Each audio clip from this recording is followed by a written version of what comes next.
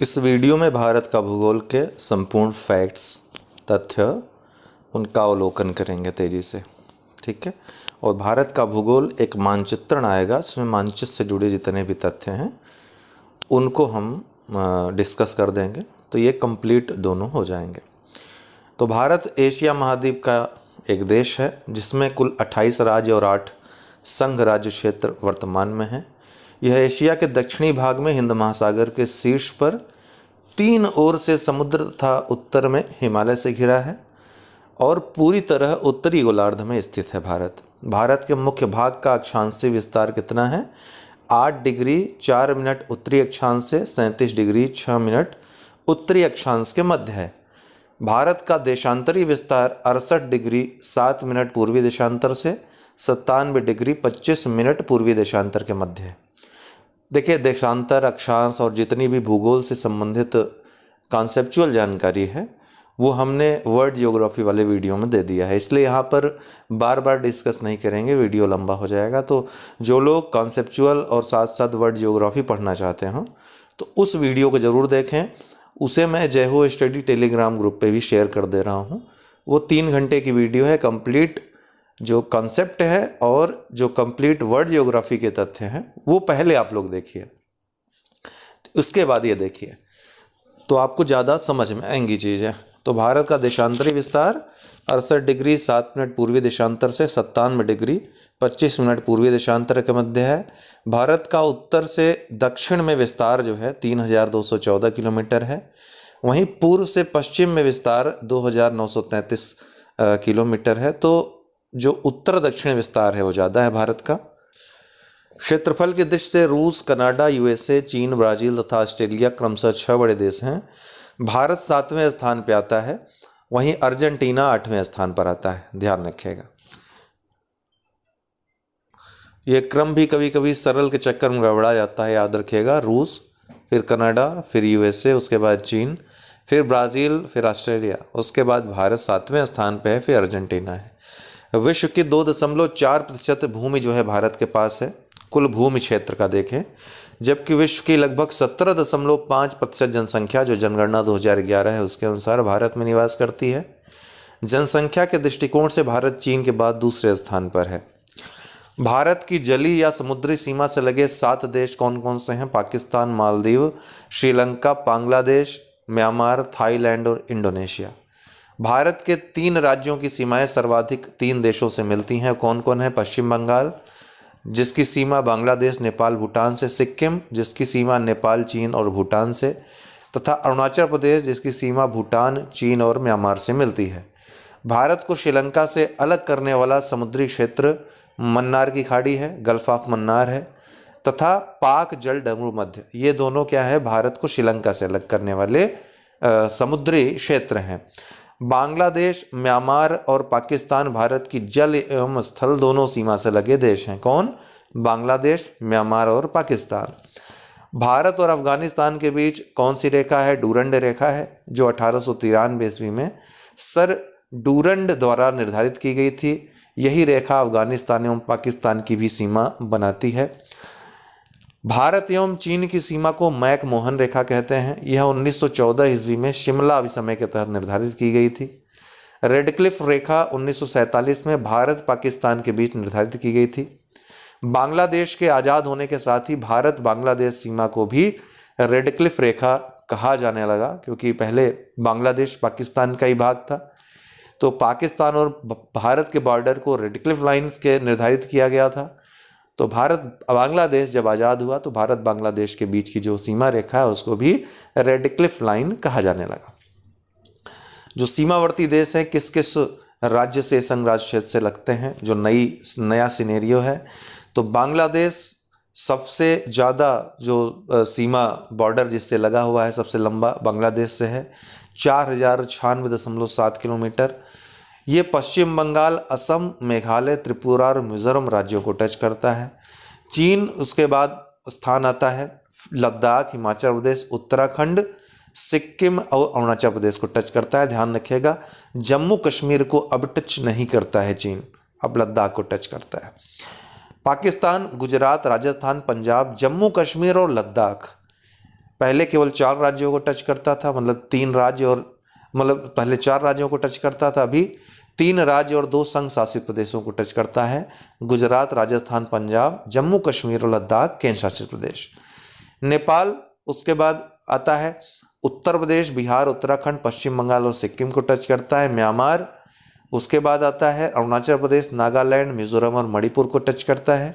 भूटान उसके बाद आता है, असम, सिक्किम, पश्चिम बंगाल और अरुणाचल प्रदेश को टच करता है। और अफगानिस्तान उसके बाद आता है, ये लद्दाख को टच करता है। 106 किलोमीटर लगभग ये लंबाई है इसकी। हालांकि ये वर्तमान में अगर देखें तो पीओके से इसकी जो पाक अधिकृत कश्मीर है उससे इसकी सीमा लगती है। भारत के चारों ओर अंतिम सीमा बिंदु अर्थात छोर पर क्या है, तो दक्षिणतम बिंदु को इंदिरा पॉइंट कहते हैं जो कि ग्रेट निकोबार द्वीप पे स्थित है। उत्तरी बिंदु को इंदिरा कॉल कहते हैं जो कि लद्दाख में स्थित है। पश्चिमी बिंदु को गहार माता या गुहार मोती भी कहते हैं स्थानीय जो लोग हैं वहाँ पे, तो गुजरात में स्थित है। और सबसे पूर्वी बिंदु किबिथू, ये अरुणाचल प्रदेश में स्थित है। अगर मुख्य भूमि की बात करें तो तमिलनाडु में जो कन्याकुमारी है वो दक्षिणतम सीमा है भारत की। ठीक, अगर संपूर्ण भारत की बात करें तो अंडमान जो ग्रेट निकोबार द्वीप समूह में स्थित इंदिरा पॉइंट है वो सबसे दक्षिणतम बिंदु है। भारतीय प्रायद्वीप का दक्षिणतम बिंदु प्रायद्वीप की बात करें कन्याकुमारी है।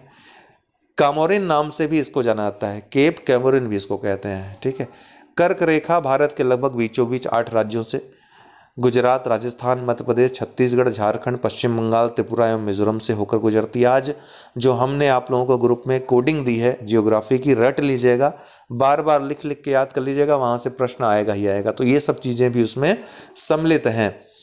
कर्क रेखा भारत के लगभग बीचों बीच 8 राज्यों से होकर जाती है। भारत का मानक समय IST प्रयागराज उत्तर प्रदेश के निकट नैनी जो इलाहाबाद में ही स्थित औद्योगिक प्रदेश है। हालांकि कुछ मानक स्रोतों में मिर्जापुर भी आपको देखने को मिलता है, से गुजरने वाली 82.5 डिग्री पूर्वी देशांतर रेखा को माना गया है, जो ग्रीनविच समय से कितना आगे है, 5 घंटा 30 मिनट आगे है। यह 5 राज्यों उत्तर प्रदेश, मध्य प्रदेश, छत्तीसगढ़, उड़ीसा और आंध्र प्रदेश से होकर गुजरती है। छौवा से आपको याद रखना है। भारत के 2 राज्यों की सीमाएं केवल एक राज्य से मिलती हैं। कौन कौन? मेघालय की सीमा असम से मिलती है और सिक्किम राज्य की सीमा केवल पश्चिम बंगाल से मिलती है। तो 2 राज्य ऐसे हैं जिनकी सीमा केवल एक राज्य से मिलती है, वो है मेघालय और सिक्किम। क्षेत्रफल की दृष्टि से राजस्थान भारत का सबसे बड़ा राज्य है। इसके बाद क्रमशः मध्य प्रदेश, महाराष्ट्र, चौथे स्थान पर उत्तर प्रदेश आता है। क्षेत्रफल की दृष्टि से गोवा भारत का सबसे छोटा राज्य है। क्षेत्रफल की दृष्टि से गुजरात में स्थित कच्छ भारत का सबसे बड़ा जिला है। उसके बाद लेह एवं जैसलमेर हैं। काफ़ी लोगों को यह शिकायत भी है कि बिहार में शायद आंसर की में लेह जिला दे दिया था सबसे बड़ा क्षेत्रफल में, लेकिन मानक स्रोत जो हैं गृह मंत्रालय आदि की आप वेबसाइट देखें तो हाँ कच्छ जिला ही, कच्छ को ही सबसे बड़ा माना गया है क्षेत्रफल में। क्षेत्रफल की दृष्टि से अंडमान निकोबार द्वीप समूह जो है सबसे बड़ा संघराज्य क्षेत्र है और लक्षद्वीप सबसे छोटा संघ शासित क्षेत्र है क्षेत्रफल की दृष्टि से। संघराज्य क्षेत्र पुदुचेरी का फैलाव भारत के 3 राज्यों में है।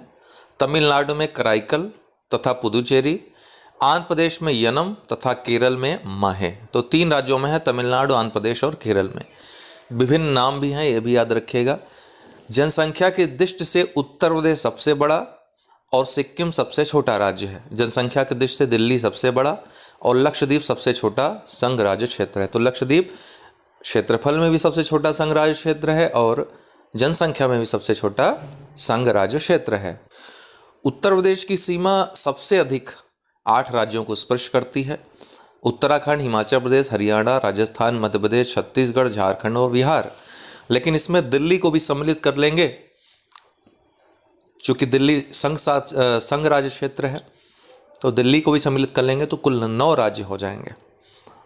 तो जब भी प्रश्न आता है, इसके पहले जब प्रश्न पूछा गया है राज्य कितने स्पर्श करता है उत्तर प्रदेश की सीमा, तो उत्तर आयोग ने माना है 9, तो आप भी मानेंगे 9 क्योंकि राज्य में उसमें दिल्ली जोड़ता है ये। भारत की प्रादेशिक समुद्री सीमा टेरिटोरियल सी बाउंड्री तट रेखा से 12 समुद्री मील की दूरी तक है। जो अंतर्राष्ट्रीय समुद्री कानून है उसके अनुसार। यहाँ भारत को संपूर्ण अधिकार प्राप्त हैं। तट रेखा से 24 समुद्री जो नॉटिकल मील की दूरी तक को संलग्न क्षेत्र कहते हैं, कॉन्टिगस जोन कहते हैं। इस क्षेत्र में भारत को राजकोषीय अधिकार, सीमा शुल्क से संबंधित अधिकार, प्रदूषण नियंत्रण तथा अप्रवासी कानून लागू करने का अधिकार है। वहीं एक्सक्लूसिव इकोनॉमिक जोन EEZ अनन्य आर्थिक क्षेत्र तट रेखा से 200 समुद्री नॉटिकल मील की दूरी तक है। तो इसको आप देख लीजिएगा, कभी कभी कन्फ्यूजन हो जाती है। अगर ये पूछेगा तट रेखा से तो 200 नॉटिकल मील, अगर पूछेगा संलग्न क्षेत्र से कितनी दूरी है तो 24 जो समुद्री नॉटिकल मील है उसको आप घटा देंगे। अगर पूछेगा कि प्रादेशिक समुद्री सीमा से कितनी दूरी है तो 12 समुद्री मील 200 में से घटा देंगे आप। कोरी क्रीक कच्छ के रन में सर क्रीक के दक्षिण पूर्व में स्थित एक दलदली क्षेत्र है।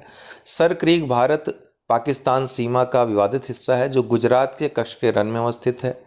भारत के स्थाकृतिक मानचित्र का निर्माण भारतीय सर्वेक्षण विभाग करता है। इसकी स्थापना अर्थात जो भारतीय सर्वेक्षण विभाग है इसकी स्थापना 1767 ईस्वी में हुई थी। कब हुई थी? 1767 ईस्वी में। जो भारत की भूगर्भिक संरचना है उसमें क्या क्या विशेषताएं हैं तो आर्कियन क्रम की जो चट्टानें हैं ये सबसे प्राचीन जीवाश्म रहित चट्टानें हैं, ध्यान रखिएगा, जीवाश्म इसमें नहीं पाया जाता है। धारवाड़ जो चट्टानें हैं सबसे ज़्यादा खनिज यहीं से प्राप्त होता है। लोहा, सोना, मैग्नीज, क्रोमियम इत्यादि जैसे जो धात्विक खनिज हैं यहाँ से प्राप्त होते हैं। कुडप्पा की बात करें तो आंध्र प्रदेश के कुडप्पा नामक स्थान से इसका नाम कुडप्पा पड़ा है। तो सर्वाधिक विस्तार कुडप्पा में आंध्र प्रदेश में ही है इसका। चूना पत्थर का सर्वाधिक भंडार इसमें पाया जाता है। विंध्य क्षेत्र में धात्विक खनिजों का अभाव है, अधात्विक खनिज यहाँ पाए जाते हैं। गोंडवाना की बात करें तो भारत का 98% कोयला यहीं से प्राप्त होता है, गोंडवाना क्रम की चट्टानों से। दक्कन ट्रैप, यहाँ काली मिट्टी का क्षेत्र है, ये दक्कन ट्रैप इसको कहा जाता है इस क्षेत्र को। तो भारत के भू आकृतिक प्रदेशों को विस्तार से पढ़ते हैं थोड़ा सा, क्योंकि यहाँ से प्रश्न थोड़ा सा इंटरनली पूछता है। तो भारत को निम्नलिखित भू आकृतिक खंडों में बांटा जा सकता है। उत्तर तथा उत्तर पूर्वी पर्वतमाला, उत्तर का मैदान जो गंगा यमुना आदि का उनकी सहायक नदियों का मैदान है। प्रायद्वीपीय पर्वत व पठार, भारतीय मरुस्थल, तटीय मैदान और द्वीप समूह। तो एक एक करके पढ़ते हैं। उत्तर तथा उत्तर पूर्वी पर्वतमाला, इस पर्वतमाला में हिमालय पर्वत और उत्तर पूर्वी पहाड़ियाँ शामिल हैं। हिमालय पर्वत एक वलित पर्वत है, नवीन वलित पर्वत है जिसका भी निर्माण जारी है, जिसकी प्लेट विवर्तनिकी क्रिया द्वारा हुई है। टेथिस सागर के भूसन्निधि के कारण इसकी जो उत्पत्ति हुई है। वलन किसका हुआ है? जो भारतीय प्लेट है वो यूरेशियन प्लेट में जब टकराया तब ये वलन की प्रक्रिया हुई, हिमालय का निर्माण हुआ। कल मैंने समझाया अच्छी तरीके से विश्व भूगोल वाले वीडियो में, तो उसको ज़रूर देखिएगा। तुरंत मैं शेयर कर दे रहा हूँ जेहो स्टडी पे, तो पहले वो देखिए फिर इसको देखिए। हिमालय में हिम रेखा की औसत ऊंचाई व ट्री लाइन की ऊंचाई पश्चिमी हिमालय में कम है, पूर्वी हिमालय में अधिक पाई जाती है। स्टेटमेंट पूरा ये याद रखिएगा, अर्थात ये पश्चिमी हिमालय है, ये पूर्वी हिमालय है। तो पश्चिमी हिमालय में आपको जो हिम रेखा की ऊंचाई है, अर्थात सीधी सी बात है कि पश्चिमी हिमालय में आपको कम ऊंचाई तक पौधे मिलते हैं, वहीं पूर्वी हिमालय में आपको अधिक ऊंचाई तक वृक्ष या पौधे जो हिमालयी पौधे हैं, हिमालय वनस्पतियां हैं वो मिलती हैं। ठीक है, तो हिम रेखा की ऊंचाई कहाँ पर अधिक है? हिम रेखा की ऊंचाई पूर्वी हिमालय में अधिक है, पश्चिमी हिमालय में कम है। वृहद हिमालय श्रृंखला की पूर्व से पश्चिम की लंबाई लगभग 2500 किलोमीटर और उत्तर से दक्षिण इसकी चौड़ाई 160 से 400 किलोमीटर है। हिमालय की चौड़ाई में पर्याप्त विभिन्नता पाई जाती है। कश्मीर में अर्थात पश्चिम की साइड ये अधिक चौड़ा है, जबकि पूर्व की ओर जाने पर चौड़ाई जो है घटती जाती है हिमालय की। हिमालय में मुख्यतः 3 पर्वत श्रेणियां हैं जो एक दूसरे से समानांतर फैली हुई हैं। उत्तर से दक्षिण इनका क्रम वृहद हिमालय, सबसे पहले वृहद हिमालय है, उसके पहले ट्रांस हिमालय है, हम आपको मानचित्र में बताएंगे, जिसका निर्माण जो हिमालय के ही पहले के हैं तो उसको ट्रांस हिमालय पर्वत श्रेणियाँ कहते हैं। फिर वृहद हिमालय है, वृहद हिमालय के बाद मध्य या लघु हिमालय है और फिर बाह्य या शिवालिक हिमालय है। तो इस तरीके से हिमालय को 3 भागों में बांटा गया है। जो चौथा जो सबसे बाहरी भाग है ये है ट्रांस हिमालय। सबसे उत्तरी पर्वत श्रेणी जिसे वृहद हिमालय कहते हैं सबसे ऊंची है। विश्व के कुछ सर्वाधिक ऊंची पर्वत चोटियां इसी क्षेत्र में अवस्थित हैं, जैसे माउंट एवरेस्ट, कंचनजंगा इत्यादि। ये किसमें है? वृहद हिमालय में आते हैं। यह हिमालय की सबसे प्राचीन संरचना है जिसकी औसत ऊंचाई लगभग 6000 मीटर है। वृहद हिमालय की बात हो रही है। वृहद हिमालय पर्वत श्रेणी पश्चिम में सिंधु नदी से लेकर पूर्व में ब्रह्मपुत्र तक विस्तृत है, अर्थात नंगा पर्वत से लेकर, जो पश्चिम में नंगा पर्वत है, उससे लेकर नामचा बरवा जो इंटेक्सियल मोड़ आपको मिलता है वहाँ तक वृहद हिमालय में ही जोजिला, पीर पंजाल में बनिहाल, जास्कर श्रेणी में फोटुला और लद्दाख श्रेणी में खारदुंगला जैसे महत्वपूर्ण दर्रे स्थित हैं। ध्यान रखिएगा, यह मिलान करने के लिए भी आ सकता है। वृहद हिमालय के दक्षिण में मध्य या लघु हिमालय है, इसे हिमालय श्रेणी भी कहते हैं। सभी प्रमुख पर्वतीय नगर जैसे धर्मशाला, शिमला, मसूरी, डलहौजी, नैनीताल, दार्जिलिंग इसी पर्वत श्रेणी में अवस्थित हैं। लघु हिमालय को जम्मू कश्मीर में पीर पंजाल, हिमाचल में धौलाधर, उत्तराखंड में नागटिब्बा और नेपाल में महाभारत रेंज कहा जाता है। किसे? लघु हिमालय को।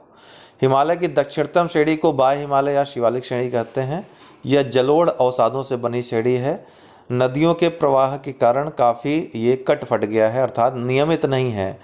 ये नवीनतम श्रेणी भी हिमालय की है, शिवालिक श्रेणी। आइए इनका विस्तृत अध्ययन हिमालय का ऊर्ध्वाधर क्रम में और क्षैतिज क्रम में दोनों में कर लेते हैं। सबसे पहले बात करेंगे तिब्बत हिमालय की, जिसे ट्रांस हिमालय भी कहते हैं। हिमालय का भाग न होकर हिमालय के पहले की संरचना है ये, ठीक। तो ट्रांस अथवा तिब्बत हिमालय सबसे उत्तर में है। इसकी लंबाई 965 किलोमीटर और चौड़ाई 40 से 225 किलोमीटर है। इसके अंतर्गत काराकोरम, कैलाश, जास्कर और लद्दाख आदि पर्वत श्रेणियाँ आती हैं। ये सभी ट्रांस हिमालय में आती हैं। भारत की सबसे ऊंची चोटी, ध्यान रखिएगा, हिमालय की नहीं, भारत की सबसे ऊंची चोटी K2 या गार्डविन आस्टिन, जिसकी ऊंचाई 8611 मीटर है। दुनिया की जो सर्वोच्च सबसे मतलब कि दूसरे नंबर की सबसे ऊंची चोटी है। किसके बाद? माउंट एवरेस्ट नंबर 1 है, दूसरा नंबर इसका आता है। ये काराकोरम श्रेणी की सर्वोच्च चोटी है, ट्रांस हिमालय का भाग है, हिमालय में नहीं स्थित है। ध्यान रखिएगा, हिमालय की सर्वोच्च चोटी जो भारत में स्थित है वो है कंचनजंगा, सिक्किम में जो अवस्थित है। लद्दाख श्रृंखला का सर्वोच्च शिखर राकापोशी है। किसमें है? राकापोशी लद्दाख श्रृंखला में सर्वोच्च शिखर है। विश्व की सबसे बड़ी ढाल वाली चोटी भी है। फिर वृहद हिमालय आता है ट्रांस के बाद। ट्रांस के दक्षिण में वृहद हिमालय है। यह हिमालय का सबसे उत्तरी भाग है। यह उत्तर में सिंधु नदी के मोड़ से पूर्व में ब्रह्मपुत्र नदी के मोड़ तक, जो इंटेक्सियल मोड़ है नामचा बरवा के पहाड़ी तक, 25 किलोमीटर लंबा तथा 120 से 190 किलोमीटर चौड़ाई में है। लेह सिंधु नदी के दाएं तट पर स्थित है। ध्यान रखिएगा, सिंधु नदी प्रवाह है और लेह जो है दाहिनी तट पर सिंधु नदी के स्थित है। इस श्रेणी में सर्वोच्च पर्वत चोटियां माउंट एवरेस्ट, कंचनजंगा, मकालू, धौलागिरी और नंगा पर्वत आदि स्थित हैं। किसमें? ये वृहद हिमालय में स्थित हैं। ध्यान रखिएगा, इस श्रेणी में जोजिला, शिवकीला, लिपुलेख, नाथुला, जीपला या जलेपला, बारालाचा, नीतिला आदि दर्रे भी मिलते हैं वृहद हिमालय श्रेणी में। गंगा यमुना नदी का उद्गम भी इसी श्रेणी से हुआ है। लघु या मध्य हिमालय, यह श्रेणी महान हिमालय के दक्षिण में, जो वृहद हिमालय है उसके दक्षिण में उसके समानांतर फैली हुई है। 80 से 100 किलोमीटर चौड़ी है। इस श्रेणी की औसत ऊंचाई 1800 से 3000 मीटर है। इस श्रेणी में पीर पंजाल, जिसकी ऊंचाई 3494 मीटर है, और बनिहाल, जिसकी ऊंचाई 2832 मीटर है। दो प्रमुख दर्रे हैं, पीर पंजाल और बनिहाल। किसमें है? लघु या मध्य हिमालय में।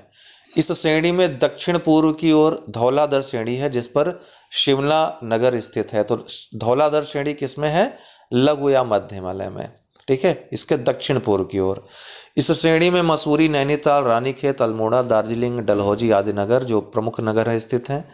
यहाँ अल्पाइन चारागाह है, जिन्हें कश्मीर घाटी में मर्ग अर्थात गुलमर्ग, सोनमर्ग कहते हैं, और उत्तराखंड में बुग्गाल या पयार कहा जाता है। इस श्रेणी पर अन्य घाटियों में हिमाचल प्रदेश की कांगड़ा घाटी, कुल्लू घाटी प्रमुख है। कांगड़ा घाटी का विस्तार धौलाधर श्रेणी के निचले भागों से लेकर व्यास नदी के दक्षिणी भाग तक है। कुल्लू घाटी एक अनुप्रस्थ घाटी है जो रावी नदी के ऊपरी भाग में विस्तृत है। ये सभी लघु या मध्य हिमालय में अवस्थित हैं। फिर दक्षिणतम जो हिमालय का हिस्सा है शिवालिक हिमालय, जो नवीनतम हिमालय है, यह हिमालय की सबसे दक्षिणी या बाहरी सीमा है, जिसे बाह्य हिमालय भी कहते हैं। यह पोतवार बेसिन से प्रारंभ होकर पूर्व की ओर कोसी नदी तक विस्तृत है। शिवालिक को जम्मू में पहाड़ियाँ, अरुणाचल में डाफना, मिरी, अबोर और मिश्मी पहाड़ियों के नाम से जाना जाता है। इस श्रेणी के दक्षिण पश्चिम की ओर हिंदू कुश, सुलेमान और किरथर श्रेणियाँ हैं। दक्षिण पश्चिम की ओर पाकिस्तान की तरफ इनमें खैबर, बोलन, बेलन और गोमल आदि दर्रे स्थित हैं। तो ये भी शिवालिक हिमालय के भाग हैं। ये सब शिवालिक एवं मध्य हिमालय के बीच अनेक घाटियां पाई जाती हैं। इनको पश्चिम एवं मध्य भाग में दून और पूर्व में द्वार कहते हैं। तो देहरादून, हरिद्वार, कोटद्वार आदि ऐसे ही मैदान हैं शिवालिक और मध्य हिमालय के बीच अवस्थित हैं। ये मैकाले का पठार छत्तीसगढ़ में अवस्थित है। अभी मैकाले आदि हम बाद में पढ़ेंगे, पहले हिमालय हम पढ़ लेते हैं। हिमालय के 4 जो प्रदेश हैं, जो हिमालय का जो क्षैतिज आप अध्ययन करते हैं, तो क्षैतिज रूप से जो फैला हुआ है विभिन्न नदियों की सीमाओं के अंतर्गत इसको देखते हैं। तो सबसे ऊपर जो सबसे पश्चिमी आप पढ़ेंगे तो पंजाब हिमालय पढ़ेंगे, इसको कश्मीर हिमालय भी कहते हैं। इसका विस्तार सिंधु नदी से लेकर सतलज नदी तक, कहाँ से? सिंधु से सतलज नदी तक 560 किलोमीटर की लंबाई मिलता है, जिसमें जास्कर, लद्दाख, काराकोरम, पीर पंजाल, धौलाधर श्रेणियाँ शामिल हैं। इस हिमालय में कांगड़ा, लाहौल तथा स्पीति की घाटियाँ हैं, जबकि राकसताल और मानसरोवर झील भी पंजाब हिमालय का ही भाग हैं।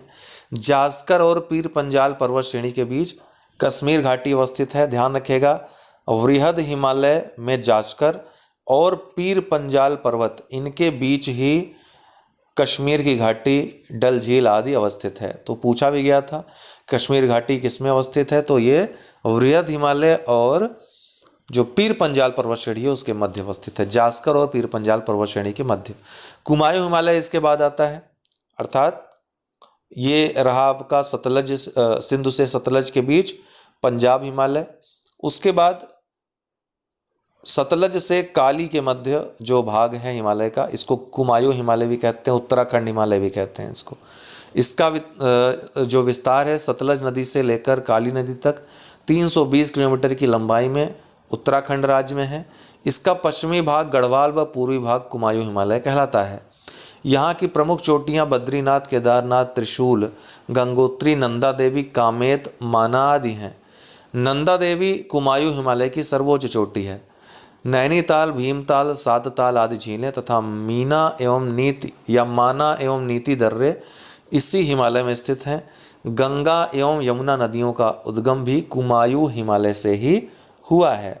उसके बाद जो तीसरा नेपाल हिमालय आता है, जिसका विस्तार काली से तिस्ता के बीच 800 किलोमीटर की लंबाई मिलता है और सबसे ज़्यादा विस्तार नेपाल हिमालय का ही है, 800 किलोमीटर तक। यह कुमायूं हिमालय की अपेक्षा अधिक ऊंचा है तथा हिमालय की सबसे ऊंची चोटी माउंट एवरेस्ट और कंचनजंगा, मकालू आदि भी यहीं पर स्थित है नेपाल हिमालय में।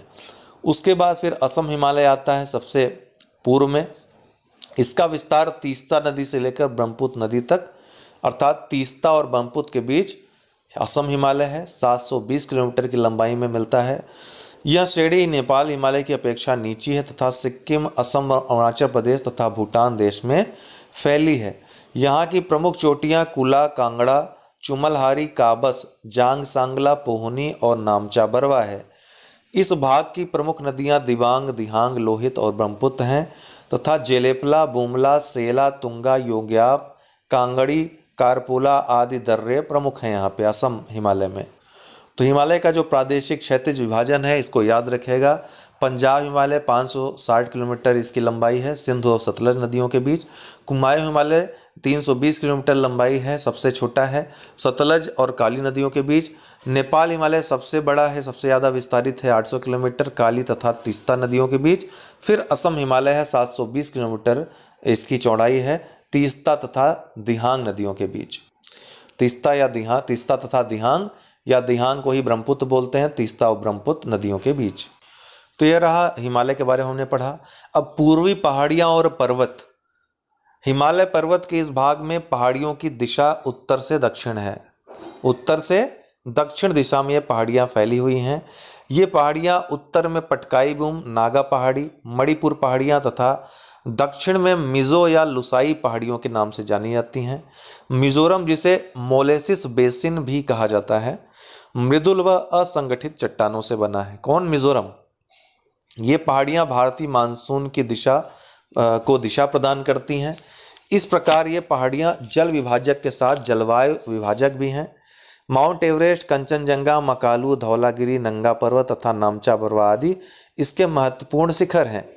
हिमालय की प्रमुख चोटियाँ माउंट एवरेस्ट, मकालू, धौलागिरी, अन्नपूर्णा नेपाल में तथा कंचनजंगा, नंगा पर्वत, नंदा देवी, कामेत, नामचा पर्वत भारत में अवस्थित हैं। ध्यान रखिएगा, ये विभाजन भी याद रखिएगा, कौन कौन नेपाल में है, कौन कौन भारत में है।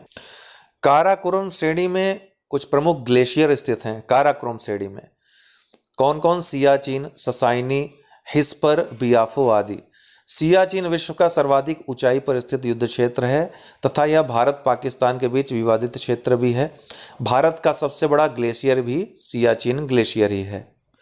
विभिन्न दर्रे और किन क्षेत्रों को जोड़ते हैं, किस क्षेत्र में अवस्थित हैं? तो बुर्जिल दर्रा श्रीनगर से गिलगित को जोड़ता है। श्रीनगर को गिलगित से कौन जोड़ता है? बुर्जिल दर्रा। जोजिला दर्रा ये श्रीनगर को लेह व लद्दाख से जोड़ता है, राष्ट्रीय राजमार्ग 1D में स्थित है। बारालाचा दर्रा हिमाचल प्रदेश को कश्मीर से जोड़ता है। नीति दर्रा उत्तराखंड में स्थित दर्रा है। माना दर्रा ये भी उत्तराखंड में स्थित है। मोटर वाहन योग्य विश्व का सर्वोच्च दर्रा भी यह है। लिपुलेख दर्रा उत्तराखंड में स्थित है, जो मानसरोवर यात्रा का मार्ग भी प्रदान करता है। नाथुला सिक्किम में स्थित दर्रा है, जो दार्जिलिंग, चुंबी घाटी तथा तिब्बत को जोड़ता है। जेलेपला दर्रा सिक्किम में अवस्थित है। भूमला अरुणाचल प्रदेश में अवस्थित है। तुजू दर्रा मणिपुर का प्रमुख दर्रा है। बनिहाल दर्रा ये जम्मू को श्रीनगर से जोड़ता है। इसे कश्मीर घाटी का द्वार भी कहते हैं। जवाहर सुरंग बनिहाल दर्रे में अवस्थित है। NH-44 यहाँ पर स्थित है। पीर पंजाल दर्रा जम्मू एवं कश्मीर को जोड़ता है। बारामूला दर्रा जम्मू एवं कश्मीर में स्थित दर्रा है, जो वर्तमान कश्मीर को पाकिस्तान से अलग करता है। बारामूला दर्रा। रोहतांग दर्रा हिमाचल प्रदेश के धौलाधर श्रेणी में अवस्थित दर्रा है। काराकोरम दर्रा भारत चीन सीमा पर स्थित रणनीतिक दृष्टिकोण से महत्वपूर्ण दर्रा है, जो लद्दाख को चीन से जोड़ता है। यांगयाव दर्रा अरुणाचल प्रदेश में स्थित है। इसी दर्रे से ब्रह्मपुत्र नदी भारत में प्रवेश करती है, यांगयाव दर्रे से। दिफू दर्रा अरुणाचल प्रदेश में अवस्थित है। यह भारत, चीन तथा म्यांमार सीमा का ट्राई जंक्शन है, जहां तीनों देशों की सीमाएं समीप पड़ती हैं, मिलती हैं। पांग साओ दर्रा अरुणाचल प्रदेश में अवस्थित है। शिवकीला दर्रा हिमाचल प्रदेश में अवस्थित है। सतलज नदी इसी दर्रे से भारत में प्रवेश करती है। ठीक है, तो हिमाचल प्रदेश के शिमला को यह तिब्बत से जोड़ता है, जो शिवकीला दर्रा है। शिमला को तिब्बत से जोड़ने वाला दर्रा है। उत्तरी मैदान की बात करें तो यह मैदान 3 प्रमुख नदी प्रणालियों सिंधु नदी, गंगा नदी एवं ब्रह्मपुत्र तथा इनकी सहायक नदियों के जलोढ़ निक्षेप से निर्मित है। दोआब का सामान्य अर्थ दोआब 2 नदियों के मध्य के भाग से होता है। रावी व चिनाब के बीच कौन सा दोआब है? रचना दोआब है। व्यास और सतलज के मध्य बीस्ट दोआब है, ध्यान रखिएगा। चिनाब और झेलम के मध्य जो दोआब है चाज या छाज दोआब है। व्यास और रावी के मध्य बारी दोआब है और सिंधु झेलम के मध्य सिंधु सागर दोआब है। ये एकदम रट लीजिएगा। आकृतिक विभिन्नता के आधार पर उत्तर मैदान को 4 भागों में विभाजित किया गया है। भाबर का मैदान, उत्तरी मैदान की बात हो रही है, यह शिवालिक के पर्वतपदी क्षेत्र में 8 से 10 किलोमीटर की चौड़ाई में फैला है। यहाँ नदियाँ मुख्यतः कंकड़ पत्थर के द्वारा जलोढ़ पंख एवं जलोढ़ शंख का निर्माण करती हैं, जिनके आपस में मिलने के कारण भाबर के मैदान का निर्माण हुआ है। भाबर के मैदान में पारगम्यता अधिक होने के कारण नदियां यहां पर विलुप्त हो जाती हैं। तराई का मैदान इसके बाद आता है, ये भाबर है, उसके बाद तराई आया। तराई का मैदान यह भाबर के दक्षिण में 10 से 20 किलोमीटर की चौड़ाई में फैला है। भाबर प्रदेश में विलुप्त नदियां यहाँ धरातल पर प्रकट हो जाती हैं, जिसे तराई कहते हैं। नदियों के जल फैलाव के कारण तराई प्रदेश में अनेक दलदली क्षेत्रों का निर्माण हुआ है, जो जैव विविधता के विकास के लिए अनुकूल वातावरण उपलब्ध कराते हैं। बांगर का मैदान इसके बाद आता है और दक्षिण में आने पे यह पुराने जलोढ़ से निर्मित मैदान है, जिनका विस्तार पंजाब, हरियाणा, राजस्थान एवं पश्चिमी उत्तर प्रदेश में है। पश्चिमी उत्तर प्रदेश के मैदान निर्माण में बालू के निक्षेपण द्वारा कटक नुमा स्थलाकृति का विकास हुआ है, जिसे भूड़ के नाम से जाना जाता है। खादर का मैदान इसके बाद सबसे दक्षिण में आता है। ये नवीन जलोढ़ क्षेत्र होते हैं। यह मैदान पूर्वी उत्तर प्रदेश, बिहार, पश्चिम बंगाल एवं असम में स्थित है। लगभग प्रतिवर्ष बाढ़ से प्रभावित होने के कारण इस मैदान में नवीन जलोढ़ का निक्षेप पाया जाता है। इनको क्या कहते हैं? खादर का मैदान कहते हैं। प्रायद्वीपीय भारत के जो पर्वत हैं उनकी बात करें तो अरावली श्रेणी का सबसे पहले जिक्र आता है। यह विश्व के प्राचीनतम पर्वतों में से एक है। इसे अवशिष्ट पर्वत भी कहा जाता है। वर्तमान में इसका अवशिष्ट ही बचा हुआ है अपरदन और अपक्षय के बाद। यह श्रेणी उत्तरी गुजरात के पालनपुर से प्रारंभ होकर अजमेर होते हुए दिल्ली तक लगभग 800 किलोमीटर के क्षेत्र में फैली हुई है। दक्षिण से जो रायसीना है वो इसी का भाग है। रायसीना जो पहाड़ियाँ हैं जिस पर दिल्ली स्थित है। दक्षिण से उत्तर की ओर बढ़ने पर इसकी ऊंचाई क्रमशः कम हो जाती है। ये स्टेटमेंट याद रखिएगा कि दक्षिण से उत्तर की बढ़ने पर इसकी ऊंचाई कम होती जाती है। ठीक है। दिल्ली के पास यह लगभग समतल है। अरावली का सर्वोच्च शिखर माउंट आबू स्थित गुरु शिखर है। विंध्यन श्रेणी देखिए मानचित्र में समझाएंगे और अच्छे से समझ में आएगा। यह श्रेणी विंध्यन, भांडेर, कैमूर श्रेणी के रूप में गुजरात से लेकर बिहार तक फैली हुई है। विंध्यन श्रेणी के दक्षिण में भ्रंशन के कारण नर्मदा भ्रंश घाटी का निर्माण हुआ है। अतः इसे विंध्यन कगार के नाम से भी जाना जाता है। यह श्रेणी दक्षिण भारत को उत्तर भारत से अलग करती। कौन श्रेणी? विंध्यन श्रेणी। सतपुड़ा श्रेणी, इस श्रेणी को गुजरात में राजपीपला, मध्य प्रदेश में महादेव एवं छत्तीसगढ़ में मैकाल श्रेणी के रूप में जाना जाता है। किसे? सतपुड़ा श्रेणी को। यह नर्मदा एवं ताप्ती की भ्रंश घाटियों के मध्य स्थित है। अतः यह एक प्राचीन ब्लॉक पर्वत है। इस श्रेणी पर अमरकंटक का पठार स्थित है जहाँ से नर्मदा और सोन जैसी नदियाँ निकलती हैं। सतपुड़ा पर्वत श्रृंखला काफ़ी हद तक अपरदित है और इसकी श्रृंखला टूटी हुई है। इसकी सर्वोच्च चोटी धूपगढ़ तथा पंचमढ़ी हिल स्टेशन महादेव श्रेणी में अवस्थित हैं। तो सतपुड़ा की जो सर्वोच्च चोटी है धूपगढ़ है। इसके अलावा पंचमढ़ी हिल स्टेशन ये कहाँ श्रेणी? महादेव श्रेणी में अवस्थित हैं। पश्चिमी घाट पर्वत वास्तविक पर्वत न होकर एक कगार है। अतः इसकी पश्चिमी ढाल काफ़ी तीव्र है। जो पश्चिमी ढाल है इसका वो काफ़ी तीव्र है। पूर्वी ढाल अपेक्षाकृत कम तीव्र है। ठीक है, ये याद रखिएगा। तो अगर प्रश्न आया कि पश्चिमी घाट क्या है तो पश्चिमी घाट पर्वत है, पठार है, क्या है? तो पश्चिमी घाट एक पठार है। या कगार अगर आए तो कगार नहीं आएगा तो पठार। जो पश्चिमी ढाल जो है जिसका काफ़ी तीव्र है, अर्थात यहाँ से गिरेंगे तो बचेंगे नहीं। पूर्वी ढाल आपको आराम पहुँचाएगा। ठीक है, अर्थात आराम से आप उतरते चले जाओगे। ये चीज़ याद रखिएगा। यह श्रेणी उत्तर में तापी नदी घाटी से लेकर दक्षिण में कन्याकुमारी तक क्रमबद्ध रूप से फैली हुई है।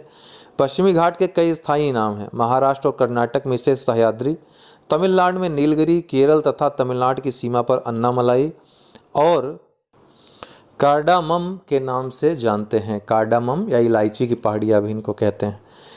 दक्षिण से उत्तर की ओर सामान्यतः इसकी ऊंचाई कम होती जाती है। तो दक्षिण से उत्तर की ओर जब जाएंगे तो ऊंचाई जो है कम होती जाएगी, ये ध्यान रखिएगा। पश्चिमी घाट एवं पूर्वी घाट के मिलन स्तर पर नीलगिरी की पहाड़ी एक गांठ के रूप में मौजूद है जो तमिलनाडु, कर्नाटक तथा केरल राज्य की सीमा पर अवस्थित है। इसकी सर्वोच्च चोटी दोद्दा बेटा है, 2637 मीटर है। तो नीलगिरी की सर्वोच्च चोटी कौन है? 2637 मीटर, दोद्दा बेटा। नीलगिरी पर्वत श्रेणी पर ऊटक मंडलम या ऊटी अवस्थित है। नीलगिरी के दक्षिण में पश्चिमी घाट का विस्तार अन्नामलाई एवं कार्डामम पहाड़ी के रूप में है। दक्षिण भारत की सर्वोच्च चोटी अनाईमुड़ी अन्नामलाई पर्वत पर स्थित है जिसकी ऊंचाई 2695 मीटर है। यह केरल राज्य में अवस्थित है। पश्चिमी घाट की प्रमुख पर्वत चोटियाँ कलसूबाई, महाबलेश्वर, कुद्रेमुख और पुष्पगिरी है। अन्नामलाई के पूर्व में पालनी की पहाड़ी है जिस पर कोडाई कनाल नामक हिल स्टेशन है। तो कोडाई कनाल हिल स्टेशन किस पे है? पालनी की पहाड़ी पे, जो कि अन्नामलाई के पूर्व में है। पश्चिमी घाट कृष्णा, कावेरी तथा तुंगभद्रा नदियों का उद्गम स्थल है। बालाघाट श्रेणी, हरिश्चंद्र श्रेणी तथा सतमाला पहाड़ियाँ महाराष्ट्र में ये पहाड़ियाँ अवस्थित हैं। थाल घाट दर्रे से मुंबई, नागपुर, कोलकाता रेलमार्ग तथा सड़क मार्ग गुजरते हैं। भोर घाट से मुंबई, पुणे, बेलगांव, चेन्नई रेलमार्ग व सड़क मार्ग गुजरते हैं। वहीं पाल घाट दर्रे से कालीकट, त्रिचूर, कोयम्बटूर रेल व सड़क मार्ग गुजरते हैं। पूर्वी घाट की बात करें तो यह एक प्राचीन मोड़दार अवशिष्ट पर्वत है जिसकी ऊंचाई पश्चिमी घाट की तुलना में कम है। इसकी सर्वोच्च चोटी आंध्र प्रदेश में स्थित जिंदगाड़ा 1690 मीटर तथा अन्य महत्वपूर्ण चोटी महेंद्रगिरी तमिलनाडु है। इस श्रेणी का काफ़ी अपरदन हो चुका है। पूर्वी घाट पर्वत पर मलयगिरी, गढ़जात, नियामगिरी जो कि उड़ीसा में है, नल्ला मलाई पालकोंडा जो कि आंध्र प्रदेश में है, जवादी, शेवराय, मेलागिरी जो कि तमिलनाडु में है प्रमुख पहाड़ियां हैं। मेलागिरी पहाड़ी चंदन के वनों के लिए विख्यात है। भारत के प्रमुख पठार किस क्षेत्र में स्थित हैं? तो काठियावाड़ गुजरात के काठियावाड़ में है। मेवाड़ या मारवाड़ का पठार दक्षिण पश्चिमी राजस्थान में है। बुंदेलखंड का पठार मध्य प्रदेश और उत्तर प्रदेश में फैला है। बघेलखंड का पठार मध्य प्रदेश और छत्तीसगढ़ में फैला है। छोटा नागपुर का पठार झारखंड, बिहार, पश्चिम बंगाल, उड़ीसा और छत्तीसगढ़ में फैला है। रायलसीमा का पठार आंध्र प्रदेश में है। मेघालय का पठार मेघालय में है। दक्कन लावा पठार मध्य प्रदेश, गुजरात को शामिल करते हुए लगभग संपूर्ण दक्षिण भारत में फैला हुआ है। मालवा का पठार राजस्थान एवं मध्य प्रदेश में फैला हुआ है। दंडकारण्य का पठार छत्तीसगढ़, उड़ीसा, तेलंगाना तथा आंध्र प्रदेश में फैला हुआ है। तटीय मैदानों की बात करें तो तटवर्ती मैदान का निर्माण सागरी तरंगों द्वारा, अपरदन, निक्षेपण और पठारी नदियों द्वारा लाए गए अवसादों के निक्षेपण से हुआ है। तटीय मैदान को दो मुख्य भागों में विभाजित किया जाता है, पूर्वी तटीय मैदान और पश्चिम तटीय मैदान। पूर्वी तटीय मैदान की बात करें तो नदियों द्वारा डेल्टा निर्माण के कारण पूर्वी तटीय मैदान पश्चिमी तटीय मैदान की अपेक्षा अधिक चौड़ा है। पूर्वी तटीय मैदान उभरे हुए तट का उदाहरण है। उभरा तट होने के कारण यहाँ महाद्वीपीय शेल्फ की चौड़ाई अधिक है, जिसके कारण यहाँ पत्तनों तथा पोताश्रयों का विकास कठिन है। अधिक चौड़ाई तथा उपजाऊ जलोढ़ मिट्टी के कारण पूर्वी तटीय मैदान कृषि की दृष्टि से अधिक विकसित हैं।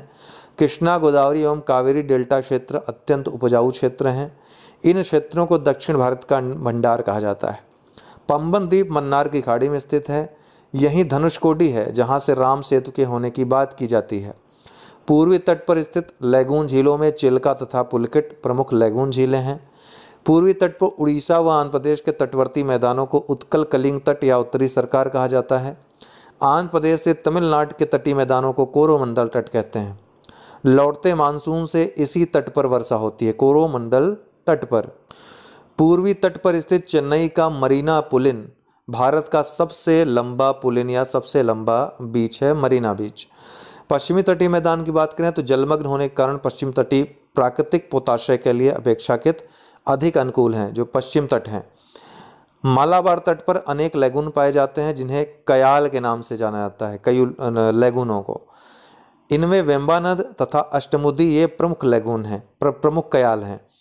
पश्चिमी तट पर गुजरात से गोवा तक तटीय मैदान कोकर तट, गोवा से कर्नाटक में मंगलोर तक कन्नड़ तट, जबकि मंगलोर से कन्याकुमारी का तटवर्ती मैदान मालाबार तट कहलाता है। भारतीय राज्यों में गुजरात की तटरेखा सर्वाधिक लंबी है, इसके बाद आंध्र प्रदेश का स्थान है। भारत के 9 राज्य तटरेखा से लगे हुए हैं, गुजरात, महाराष्ट्र, कर्नाटक, केरल, तमिलनाडु, आंध्र प्रदेश, उड़ीसा और पश्चिम बंगाल, इसके अलावा गोवा भी। तो ये 9 राज्य तटरेखा से लगे हुए हैं। द्वीप समूह, भारत के द्वीपों को बंगाली खाड़ी एवं अरब सागर में स्थित द्वीपों में विभाजित किया जा सकता है।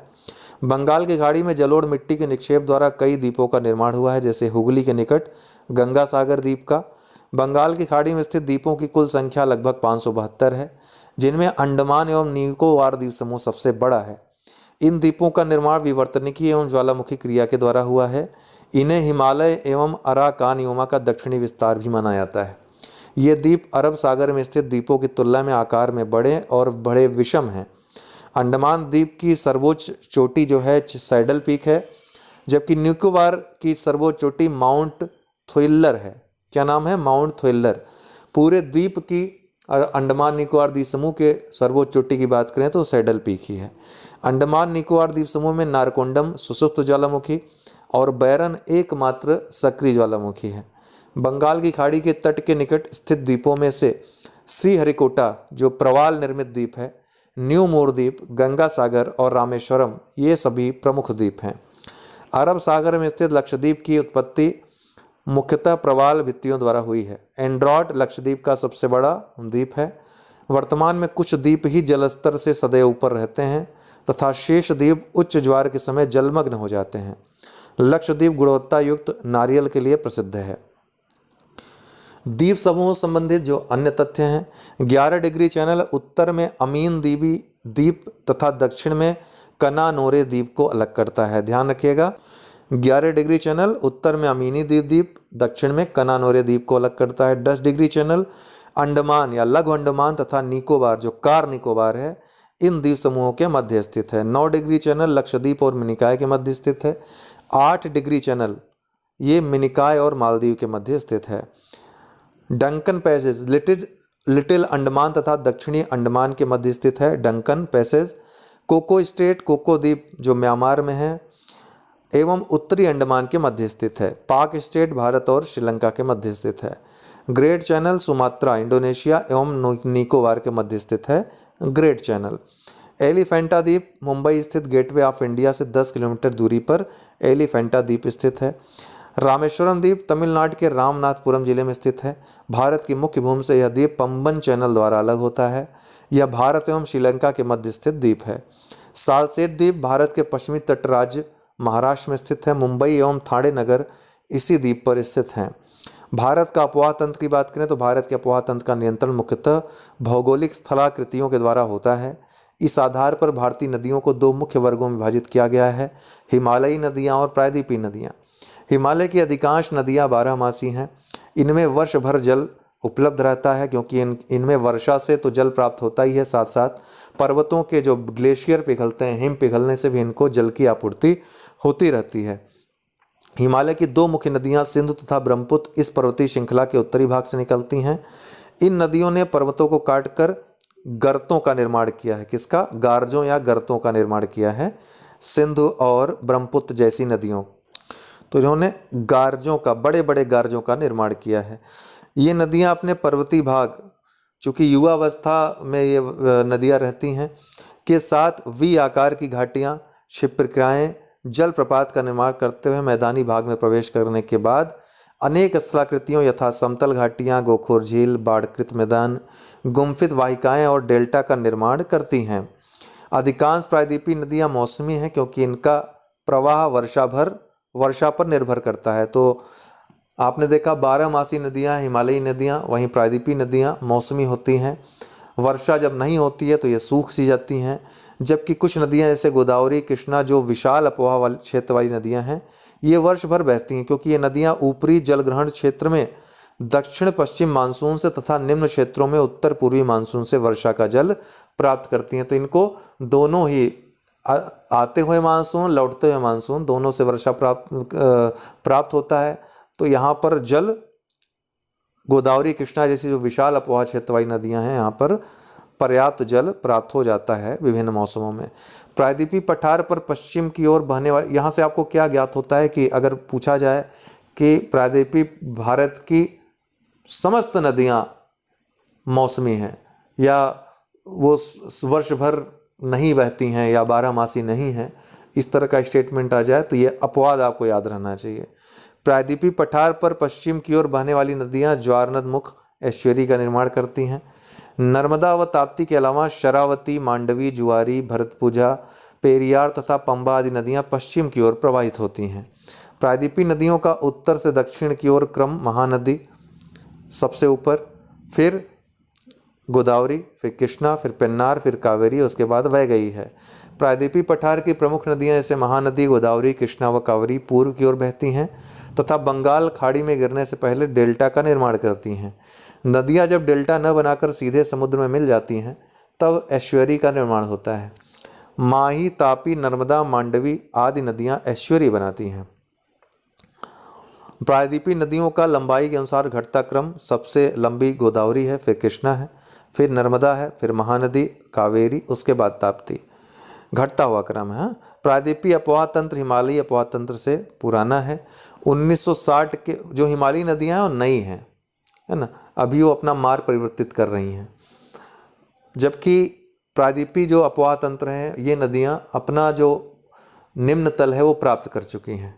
तो अब उसी मार्ग में वो अब उससे निचाई पे नहीं जा सकती हैं, अपर्दन मैक्सिमम हो चुका है, तो अब वो निश्चित दिशा में बहती हैं।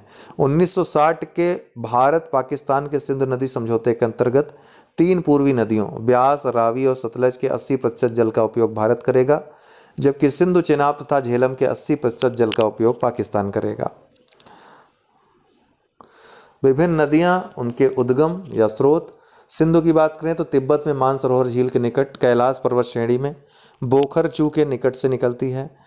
महत्वपूर्ण सहायक नदियाँ इनकी श्योक, गिलगित, काबुल, खुर्रम, तोची, गोमल, विबोवा तथा संगर दाहिने किनारे से तथा जास्कर बाएं किनारे से। मैदानी भाग में झेलम, चिनाब, रावी, सतलज एवं ब्यास जो पंचनद हैं, ये सभी इसकी सहायक नदियां हैं। सिंधु नदी एक पूर्ववर्ती नदी है तथा हिमालय से अत्यधिक गहरे गाज का निर्माण यह हिमालय में करती है। ग्रीष्म ऋतु में बर्फ के पिघलने से इसमें जल स्तर काफ़ी बढ़ जाता है। यह अरब सागर में गिरती है। झेलम ये पीर पंजाल गिरिपद में स्थित वेरीनागर के निकट शेषनाग झील से निकलती है। किशनगंगा, पोहरू और नल्लाह सिंध इसकी सहायक नदियां हैं। यह वूलर झील से होकर बहती है, पाकिस्तान में चिनाब में मिल जाती है। झेलम चिनाब की बात करें तो लाहुल क्षेत्र में बारालाचा दर्रे के निकट ये नदी निकलती है। मारुसूदर और नीरू इसकी सहायक नदियां हैं। हिमाचल प्रदेश में इसे चंद्रभागा के नाम से जाना जाता है। चंद्र और भागा दो धाराएं आकर मिल जाती हैं हिमाचल प्रदेश में, जहां इसको चंद्रभागा या फिर चिनाब के नाम से जानते हैं। यह सिंधु की सबसे बड़ी सहायक नदी है। रावी रोहतांग दर्रे के निकट हिमाचल प्रदेश में बहती है, वहाँ से निकलती है। सियूल और बैरा इसकी सहायक नदियाँ हैं। चिनाब की सहायक नदी भी ये रावी नदी है। तो रावी किसकी सहायक नदी है? चिनाब की। डायरेक्ट सिंधु में नहीं मिलती है। व्यास की बात करें तो रोहतांग दर्रे के निकट व्यास कुंड से निकलता है हिमाचल प्रदेश से। बन्नेर, चक्की और पार्वती इसकी सहायक नदियाँ हैं। यह सतलज नदी से हरिके के निकट मिल जाती है, तो सतलज की सहायक नदी व्यास है। गंगा उत्तराखंड राज्य के उत्तरकाशी जिले के गोमुख के निकट गंगोत्री हिमनद से निकलती है। जब ये निकलती है तब ये ब्रह्मपुत्र के नाम से भागीरथी के नाम से जानी जाती है। देव प्रयाग नामक स्थान पे भागीरथी अलकनंदा से मिलकर गंगा कही जाती है। दाहिने से यमुना व सोन, बाएं से रामगंगा, गोमती, घाघरा, गंडक, कोसी व महानंदा इसकी सहायक नदियां हैं। देवप्रयाग के ऊपर इसे भागीरथी कहा जाता है। देवप्रयाग में अलकनंदा से मिलती है, जो सतह पंथ हिमानी से निकलती है। कौन? अलकनंदा। इसके पश्चात इसे गंगा के नाम से जाना जाता है। हरिद्वार के निकट हिमालय को छोड़कर यह मैदानी क्षेत्र में प्रवेश करती है। हरिद्वार, प्रयाग, वाराणसी, कानपुर, पटना इसके तट पर स्थित हैं। बांग्लादेश में इसे पद्मा के नाम से जाना जाता है। कल वाले जो हमने मानचित्र दिया था, एशिया मानचित्र, उसमें विस्तृत चर्चा हमने की है। भारत के मानचित्र पे भी विस्तृत चर्चा करेंगे इस पे। सतलज तिब्बत में स्थित राक्षस ताल या राकस ताल झील से निकलती है। स्पीति बाएं से और ब्यास दाहिने से इसकी सहायक नदियां हैं। इस पर भाखड़ा नागल बांध एवं गोविंद सागर जलाशय है। सतलज, रावी, व्यास नदियों के जल बंटवारे को लेकर पंजाब, हरियाणा, राजस्थान के मध्य जल विवाद भी है। यमुना यमुनोत्री हिमनद से निकलती है हिमालय में बंदरपुछ श्रेणी के ढाल पर उत्तराखंड से। दाएं किनारे से चंबल, बेतवा, केन, सिंध, बाएं किनारे से हिंडन, टोंस, सेंगर, रिहंद इसकी सहायक नदियां हैं। रिंद दिल्ली, मथुरा व आगरा इसके तट पर स्थित हैं। प्रयागराज में ये गंगा से मिल जाती है, जहां इसको संगम कहा जाता है। इसके जल को लेकर हिमाचल प्रदेश, हरियाणा, दिल्ली, उत्तर प्रदेश और राजस्थान के बीच जल विवाद रहता है। रामगंगा ये गढ़वाल हिमालय में निकलती है उत्तराखंड से। खो और एरिल इसकी सहायक नदियां हैं। कन्नौज के निकट गंगा में मिल जाती हैं। घाघरा हिमालय में माप, चाचुंगो हिमनद से निकलती है, ठीक है, तिब्बत से। राप्ती, शारदा, सेती व बेरी इसकी सहायक नदियां हैं। इसे पहाड़ी क्षेत्र में करनाली कहा जाता है। शारदा कुमाऊं के पूर्वी भाग में मिलाम हिमनद से निकलती है। धर्मा, लीसड़, पूर्वी रामगंगा इसकी सहायक नदियां हैं। इसे काली, सरयू, गोरी गंगा आदि नामों से जाना जाता है। यह बहरम घाट के निकट घाघरा में मिलती है। गंडक ये नेपाल हिमालय से निकलती है। काली गंडक और त्रिशूली इसकी सहायक नदियां हैं। सोनपुर के निकट गंगा में मिल जाती है। चंबल, विंध्य पर्वत मध्य प्रदेश से निकलती है। काली, सिंध, पार्वती, बनास और शिप्रा इसकी सहायक नदियां हैं। इसकी घाटी में गहरे महाखड्ड या खड्ड भूमि पाए जाते हैं। सोन अमरकंटक का पठार से निकलती है मध्य प्रदेश से। रिहंद और कन्हर इसकी सहायक नदियां हैं। यह पटना के निकट गंगा मिल जाती है। मध्य प्रदेश, उत्तर प्रदेश एवं बिहार के बीच जल विवाद इसमें रहता है। महानंदा दार्जिलिंग की पहाड़ी से निकलती है पश्चिम बंगाल में। मेची और रतवा इसकी सहायक नदियां हैं। यह पश्चिम बंगाल में गंगा के बाएं तट पर मिलने वाली अंतिम सहायक नदी है। कोसी ये पूर्वी नेपाल से निकलती है। अरुण, सुन, कोसी और तैमूर इसकी सहायक नदियां हैं।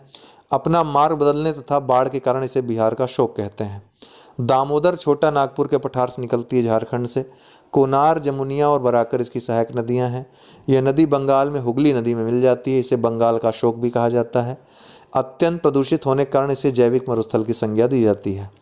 ब्रह्मपुत्रा तिब्बत में मानसरोवर के निकट चेम युंगडुंग ग्लेशियर से निकलता है। सुबनसिरी, जिया भरेली या कामेंग, तीस्ता एवं मानस ये दाहिने से, और दिबांग, लोहित, कापिली और धनसिरी बाएं से मिलने वाली सहायक नदियां हैं। विश्व का सबसे बड़ा नदी द्वीप माजुली जो असम में स्थित है, ब्रह्मपुत्र नदी पर ही स्थित है। यह बंगाल की खाड़ी में गिरती है। लूनी अरावली श्रेणी में राजस्थान से निकलती है। बंडी, सुकरी और जवाई इसकी सहायक नदियां हैं। ये कच्छ के रन में समाप्त हो जाती है। नर्मदा अमरकंटक के पठार से निकलती है, मध्य प्रदेश से। हिरण, बरना, दूधी तथा तवा, शेर, शक्कर इसकी सहायक नदियां हैं। इस नदी पर दुग्धधारा, सहस्त्रधारा, धुआंधार आदि जलप्रपात स्थित है। भड़ोज के निकट एस्चुअरी का निर्माण कर खंभात की खाड़ी में गिरती है। विंध्य एवं सतपुड़ा पर्वत के बीच भ्रंश घाटी से होकर प्रवाहित होती है। ताप्ती या तापी मध्य प्रदेश के बैतूल जिले के मुल्ताई नामक स्थान से निकलती है। पूर्णा, गिरना, पंजरा, बोरी, गोमई, अरना इसकी सहायक नदियां हैं। यह सतपुड़ा एवं अजंता श्रेणी के बीच भ्रंश घाटी से प्रवाहित होती है। एश्वरी का निर्माण करती है तथा खंभात की खाड़ी में गिरती है। सूरत इसके तट पर स्थित शहर है। साबरमती राजस्थान में अरावली श्रेणी से निकलती है। वकल, सेई, हथमती और वतरक इसकी सहायक नदियां हैं। यह नदी खंभात की खाड़ी में गिरती है। अहमदाबाद इसी नदी के किनारे स्थित है। महानदी छत्तीसगढ़ में सिहावा श्रेणी से निकलती है। हसदेव, तेल, इब और शिवनाथ इसकी सहायक नदियां हैं। बंगाल की खाड़ी में गिरने के पूर्व कटक के निकट यह बड़ा डेल्टा बनाती है। ब्राह्मणी छोटा नागपुर के पठार से निकलती है। कारो, शंख और टिकरा इसकी सहायक नदियां हैं। राउरकेला इसी नदी के तट पर स्थित है। सुवर्ण रेखा छोटा नागपुर के पठार से निकलती है। कांची, रारू और करकारी, दुलांग ये सहायक नदियां हैं। जमशेदपुर इसके तट पर स्थित है। यह नदी बंगाल की खाड़ी में गिरती है। गोदावरी पश्चिम घाट में पर्वत में नासिक जिले के त्र्यंबकेश्वर से निकलती है। पेनगंगा, वर्धा, वेनगंगा, इंद्रावती, प्राणहिता, सबरी, प्रवरा, मानेर और मंजीरा सहायक नदियां हैं। यह प्रायद्वीपीय भारत की सबसे लंबी नदी है। इसे बूढ़ी गंगा या दक्षिण भारत की गंगा भी कहा जाता है। इसे लेकर महाराष्ट्र, आंध्र प्रदेश, कर्नाटक, मध्य प्रदेश, उड़ीसा के बीच जल विवाद रहता है। कृष्णा महाबलेश्वर के निकट महाराष्ट्र है। कोयना, पंचगंगा, दूधगंगा, घाटप्रभा, मालप्रभा, भीमा, तुंगभद्रा, मूसी इसकी सहायक नदियां हैं। बंगाल की खाड़ी में गिरने से पहले एक विस्तृत डेल्टा का निर्माण करती है। इस नदी को लेकर महाराष्ट्र, आंध्र प्रदेश और कर्नाटक के बीच जल विवाद है। कावेरी कोडागू जिले के ब्रह्मगिरी पहाड़ी से निकलती कर्नाटक से। हेमवती, काबनी, भवानी, अमरावती और लक्ष्मण तीर्थ इसकी सहायक नदियां हैं। इसमें वर्ष भर जल रहता है। श्रीरंगपट्टनम एवं शिव समुद्रम इसके महत्वपूर्ण द्वीप हैं। इस नदी को लेकर केरल, कर्नाटक, तमिलनाडु के बीच जल विवाद है। इसे दक्षिण गंगा कहा जाता है। गंगा जो नदी तंत्र है उसमें निर्मित विविध प्रयाग। विष्णु प्रयाग में धौली गंगा एवं अलकनंदा मिलती हैं। कर्ण प्रयाग में पिंडर एवं अलकनंदा नदी मिलती हैं। रुद्र प्रयाग में मंदाकिनी एवं अलकनंदा नदी मिलती हैं। देव प्रयाग में भागीरथी और अलकनंदा मिलती हैं। प्रयाग में गंगा और यमुना नदी मिलती हैं। ब्रह्मपुत्र नदी को सांगपो तिब्बत में, दिहांग अरुणाचल प्रदेश में, जमुना उत्तर बांग्लादेश में, पद्मा मध्य बांग्लादेश में, मेघना दक्षिणी बांग्लादेश में कहते हैं। संकोश नदी असम एवं पश्चिम बंगाल के बीच सीमा बनाती। कौन सी नदी? संकोश नदी। प्रमुख झीलें जो भारत की हैं, पंजाब में हरिके, रोपड़ और कंजली। उत्तर प्रदेश में रामगढ़ताल, मानसी गंगा, मोती झील, कीठम, बेला सागर, बरुआ सागर, शेखा झील। पश्चिम बंगाल में रविंद्र सरोवर, सेंचल, संतरगच्ची झील। उड़ीसा में अंशुपा और चिल्का झील। भारत की सबसे बड़ी लैगून झील है चिल्का। खारे पानी की सबसे बड़ी लैगून झील है। हालांकि खारे पानी की सबसे बड़ी झील जो है वो आपकी सांभर झील है, ठीक है, खारेपन में सबसे बड़ी झील है वो। लेकिन लैगून झील अगर देखें तो उड़ीसा की जो चिल्का झील है वो खारे पानी की सबसे बड़ी लैगून झील है। मध्य प्रदेश लोअर लेक और भोजताल जो अपर लेक जिसको कहते हैं ये झीलें हैं। महाराष्ट्र में गोरेवाड़ा, लोनार, पशान, पोवई, रंकला, शिवसागर, उपवन, तलाऊपल्ली, वेन्ना, सलीम अली सरोवर ये सभी महाराष्ट्र में स्थित प्रमुख झील हैं। कर्नाटक में बेलांदूर, उलसूर, हेब्बल, लालबाग, पुत्तनहाली, अगरा, माडीवाल, करंजी, कुकराहल्ली, लिंगमबुद्धि, पंपा सरोवर। केरल में अष्टमुदी वेम्बनाद, वेम्बनाद में यहाँ लैगून झील राष्ट्रीय नौकायन प्रतियोगिता होती है। षष्टम कोट्टा, वद्दा कचेरा, वेल्लायनी। तेलंगाना हुसैन सागर, उस्मान सागर, हिमायत सागर, दुर्गम चेरुवु। तमिलनाडु में बेरिजम, चेम्बराम्बकम, कोडाईकनाल, ऊटी लेक, पूझल, रेड हिल, सिंगानलुर, शोलावरम और वीरानम। आंध्र प्रदेश में कोलेरू, पुलिकट झील, पुलिकट झील में ही श्रीहरिकोटा द्वीप है। सतीश धवन अंतरिक्ष केंद्र यहीं पर स्थित है। असम में दीपोर बिल, चंदुबी, हाफलांग, सोनबिल, चपनाला। अरुणाचल प्रदेश में सांगेतसर, माधुरी झील को बोलते हैं। नागालैंड में शिलोई, त्रिपुरा में रुद्रसागर झील, मिजोरम में पलकदिल, तमदिल, रुगदिल। मणिपुर में लोकटक, केबुल लामजाओल नेशनल पार्क इसी में स्थित है। मेघालय में उमियम, बारापानी जिसको कहते हैं। बिहार में कंवर, मोती झील, बिहार में कंवर, मोती झील, एक मोती झील उत्तर प्रदेश में, ध्यान रखिएगा। घोरा कटोरा झील। गुजरात में नल सरोवर, हमीरसर, कंकरिया, नारायण सरोवर, थोल, वस्त्रपुर, लखोटा और सुरसागर। हिमाचल प्रदेश में भृगु, दाशिर, धनकर, करेरी, खज्जियार, मछैल, पोंग जिसको महाराणा प्रताप सागर भी कहते हैं। जम्मू कश्मीर एवं लद्दाख में डल, पैंगासो, सोमिरिरी, वूलर, मानसबल, सुरिनसर, मानसर, शेषनाग, टुलियन, वेरीनाग, अनंतनाग झील। उत्तराखंड में भीमताल, नैनीताल, सात ताल, नौकचिया ताल, डोडी ताल, रूपकुंड, वासुकी ताल, माला ताल, खुरपा ताल। सिक्किम में गुरु डोंगमार, खेचोपालरी, सोमोगो, सोलोमू। भारत की सबसे ऊंची झील सोलामू झील है, सिक्किम में स्थित है, सबसे ऊंचाई पर स्थित झील, सबसे ऊंची। हरियाणा बड़खल, ब्रह्म सरोवर, कर्ण, सन्निहित सरोवर, सूरजकुंड, तिलयार, ब्लू बर्ड, दमदमा। चंडीगढ़ में सुखना झील। राजस्थान में ढेबर, उदयपुर स्थित खारे जल की झील है। केलाना, जया, नक्की, पंचपद्रा, पुष्कर, अनासागर, राजसमंद, सांभर। सांभर जो है अंतःस्थलीय बृहदतम खारे जल की प्लाया झील है। रामगढ़, मन सागर, फतेह सागर, पिछोला, रंग सागर, स्वरूप सागर, गडीसर, लुनकरसर, जयसमंद, डीडवाना झील। गोविंद वल्लभ पंत सागर उत्तर प्रदेश एवं मध्य प्रदेश की सीमा पर रिहंद नदी पर बनी भारत की सबसे बड़ी कृत्रिम झील है। वूलर झील झेलम नदी द्वारा पोषित एक गोखुर झील है। यह भारत में मीठे पानी की सबसे बड़ी झील है। तुलबुल परियोजना इसी पर स्थित है। वेम्बनाड भारत की सबसे लंबी झील है। इसमें विलिंगडन द्वीप स्थित है। दूध सागर जलप्रपात गोवा और कर्नाटक की सीमा पर मांडवी नदी पर स्थित है। कर्नाटक में जोग या गरसोप्पा शरावती नदी पर, शिव समुद्रम कावेरी नदी पर, गोकक घाटप्रभा नदी पर, ये सभी जलप्रपात हैं। झारखंड में हुंडरू स्वर्णरेखा नदी पर, साडनी शंख नदी पर, दसम कांची नदी पर स्थित जलप्रपात हैं। भारत की जलवायु को ऋतु चक्र के द्वारा आसानी से समझा जा सकता है। यहाँ वर्ष में 4 प्रमुख ऋतुएं होती हैं: ग्रीष्म ऋतु, वर्षा ऋतु, शरद ऋतु और शीत ऋतु। ग्रीष्म ऋतु मार्च से मई तक सूर्य के उत्तरायण होने से भारत में तापमान बढ़ जाता है। इस समय संपूर्ण उत्तर भारत में तेज, गर्म एवं शुष्क हवाएं चलती हैं जो लू के नाम से जानी जाती हैं। इस ऋतु में तूफान के साथ तेज हवाएं, मूसलाधार वर्षा और ओले पड़ते हैं जिन्हें मानसून पूर्व की वर्षा कहा जाता है। इसके कुछ स्थानीय नाम हैं जो निम्नलिखित हैं। नार्वेस्टर, इसको पूर्वी भारत में पश्चिम बंगाल, बिहार, झारखंड, उड़ीसा में कहा जाता है।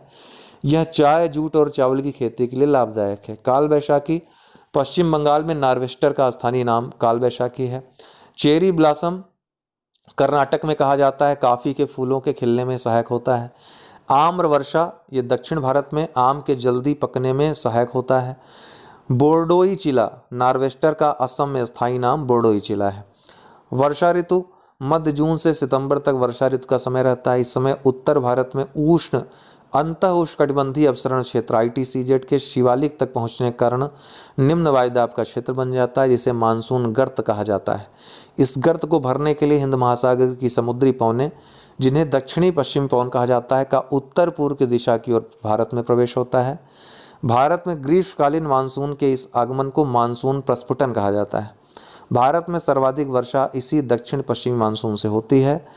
भारत में मानसून का प्रवेश जून के प्रथम सप्ताह में केरल में तथा जुलाई तक संपूर्ण भारत में हो जाता है। भारत की प्रायद्वीपीय आकृति के कारण दक्षिण पश्चिमी मानसून 2 शाखाओं में बढ़ जाता है। टकराने के बाद एक अरब सागर का शाखा और दूसरी बंगाल की खाड़ी शाखा। भारत में ये भी शाखाएं कई भागों में बढ़ जाती हैं। ये हम मानसून, आपको यहाँ पर इतनी यदि जानकारी नहीं लेनी है प्रीलिम्स के लिए। भारत में मेघालय राज्य का मासिनराम विश्व में सर्वाधिक वर्षा वाला क्षेत्र है। वहीं राजस्थान के थार मरुस्थल एवं लद्दाख के लेह क्षेत्रों में 10 सेंटीमीटर से भी कम वर्षा होती है। लेह भारत में सबसे कम वर्षा वाला स्थान है।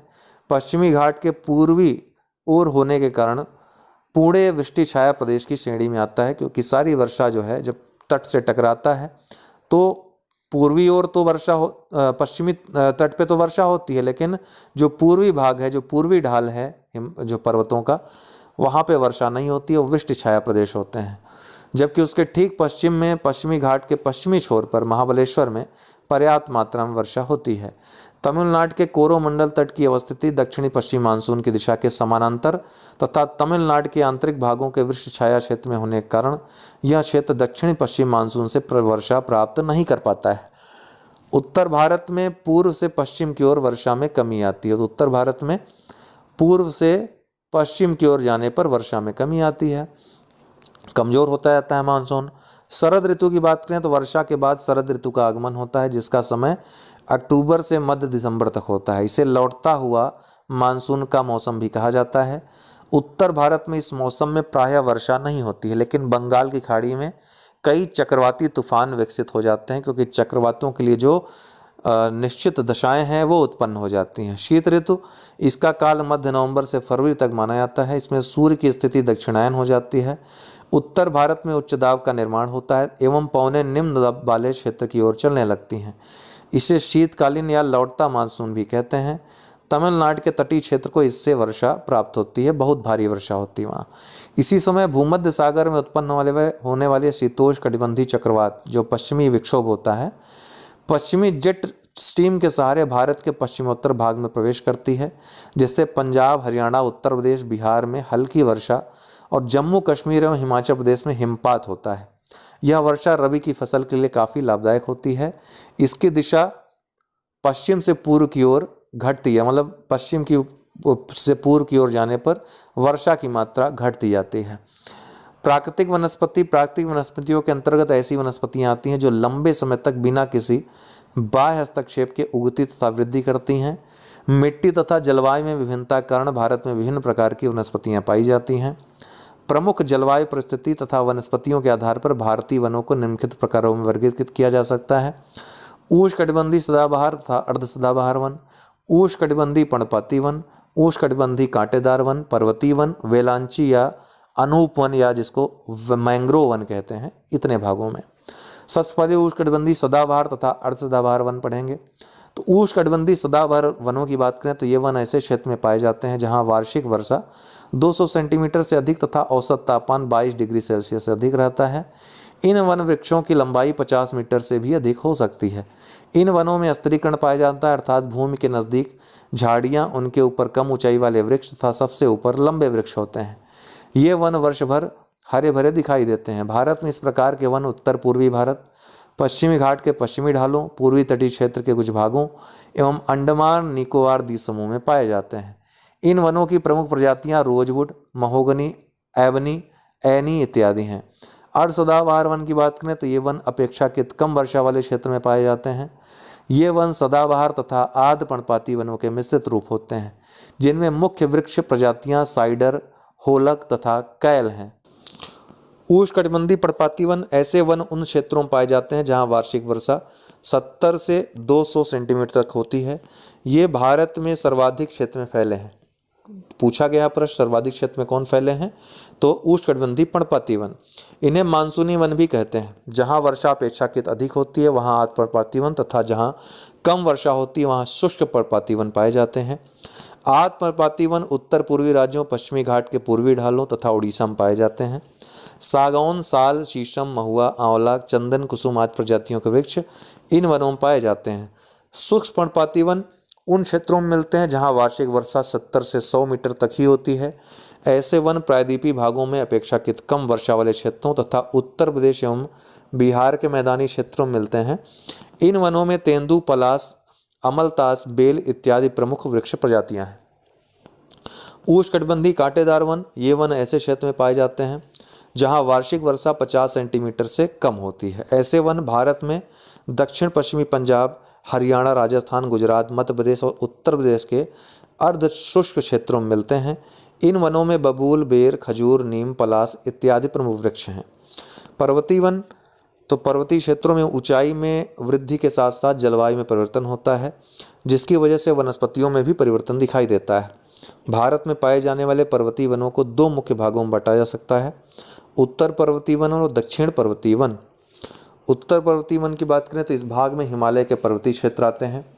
हिमालय पर्वत श्रृंखला में उष्णकटिबंधीय वनों से लेकर टुंड्रा में पाई जाने वाली प्राकृतिक वनस्पतियां शामिल हैं। इन क्षेत्रों में प्रमुख वृक्ष प्रजातियां ओक, चेस्टनट, चीड़, देवदार पाई जाती हैं, जो इमारती लकड़ी में प्रयुक्त होने के कारण बहुमूल्य हैं। 2000 मीटर से अधिक ऊंचाई पर एल्पाइन वन एवं चारागाह पाए जाते हैं।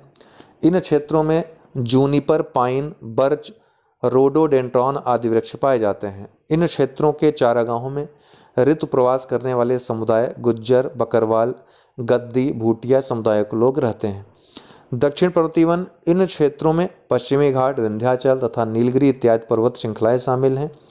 नीलगिरी, अन्नामलाई और पालनी पहाड़ियों पर पाए जाने वाले ट्रॉपिकल माउंटेन वनों को 16 वन या 16 कहते हैं, कई बार पूछा भी गया है। प्रमुख वृक्ष प्रजातियां मग्नोलिया, सिनकोना और वेटल हैं। विलांचली या अनूप वन या मैंग्रोव वन, भारत में अनूप वन आदि क्षेत्रों में फैले हुए हैं। मैंग्रोव वन तटीय क्षेत्रों में विस्तृत रूप से पाए जाते हैं, जो खारे जल से प्रभावित नहीं होते हैं। मैंग्रोव वन अपनी जैव विविधता के लिए विख्यात हैं। भारत में ये वन अंडमान निकोबार द्वीप समूह, पश्चिम बंगाल के सुंदरवन डेल्टा में अत्यधिक फैले हुए हैं। इसके अलावा महानदी, कृष्णा एवं गोदावरी नदियों के डेल्टा में भी ये वन पाए जाते हैं। भारत की मृदा की बात करें तो भारतीय कृषि अनुसंधान परिषद द्वारा संरचनात्मक मृदा, खनिज मृदा के रंग व संसाधनात्मक महत्व को ध्यान में रखते हुए भारतीय मृदा को निम्नलिखित वर्गों में विभाजित किया गया है। जलोढ़ मृदा, जो कि जिसका सर्वाधिक विस्तार है, पोटास एवं चूना की अधिकता एवं नाइट्रोजन, फास्फोरस, ह्यूमस की कमी पाई जाती है। सिंधु, गंगा, ब्रह्मपुत्र के मैदान, तटीय क्षेत्र। प्राचीन जलोढ़ को बांगर तथा नवीन जलोढ़ को खादर कहते हैं। धान, गेहूं आदि फसलों की कृषि यहाँ पे होती है। काली या रेगुर मृदा, पोटास एवं चूना की अधिकता, नाइट्रोजन, फास्फोरस, ह्यूमस की कमी पाई जाती है। दक्कन का पठार, महाराष्ट्र में सर्वाधिक इसका प्रसार है इस मिट्टी का। टिटानीफेरस, मैग्नेटाइट, एल्युमिनिया इत्यादि की उपस्थिति मिट्टी का रंग काला करती हैं। मिट्टी की जल धारण क्षमता अधिक होती है। कपास, गन्ना, मूंगफली, तंबाकू आदि की खेती होती है।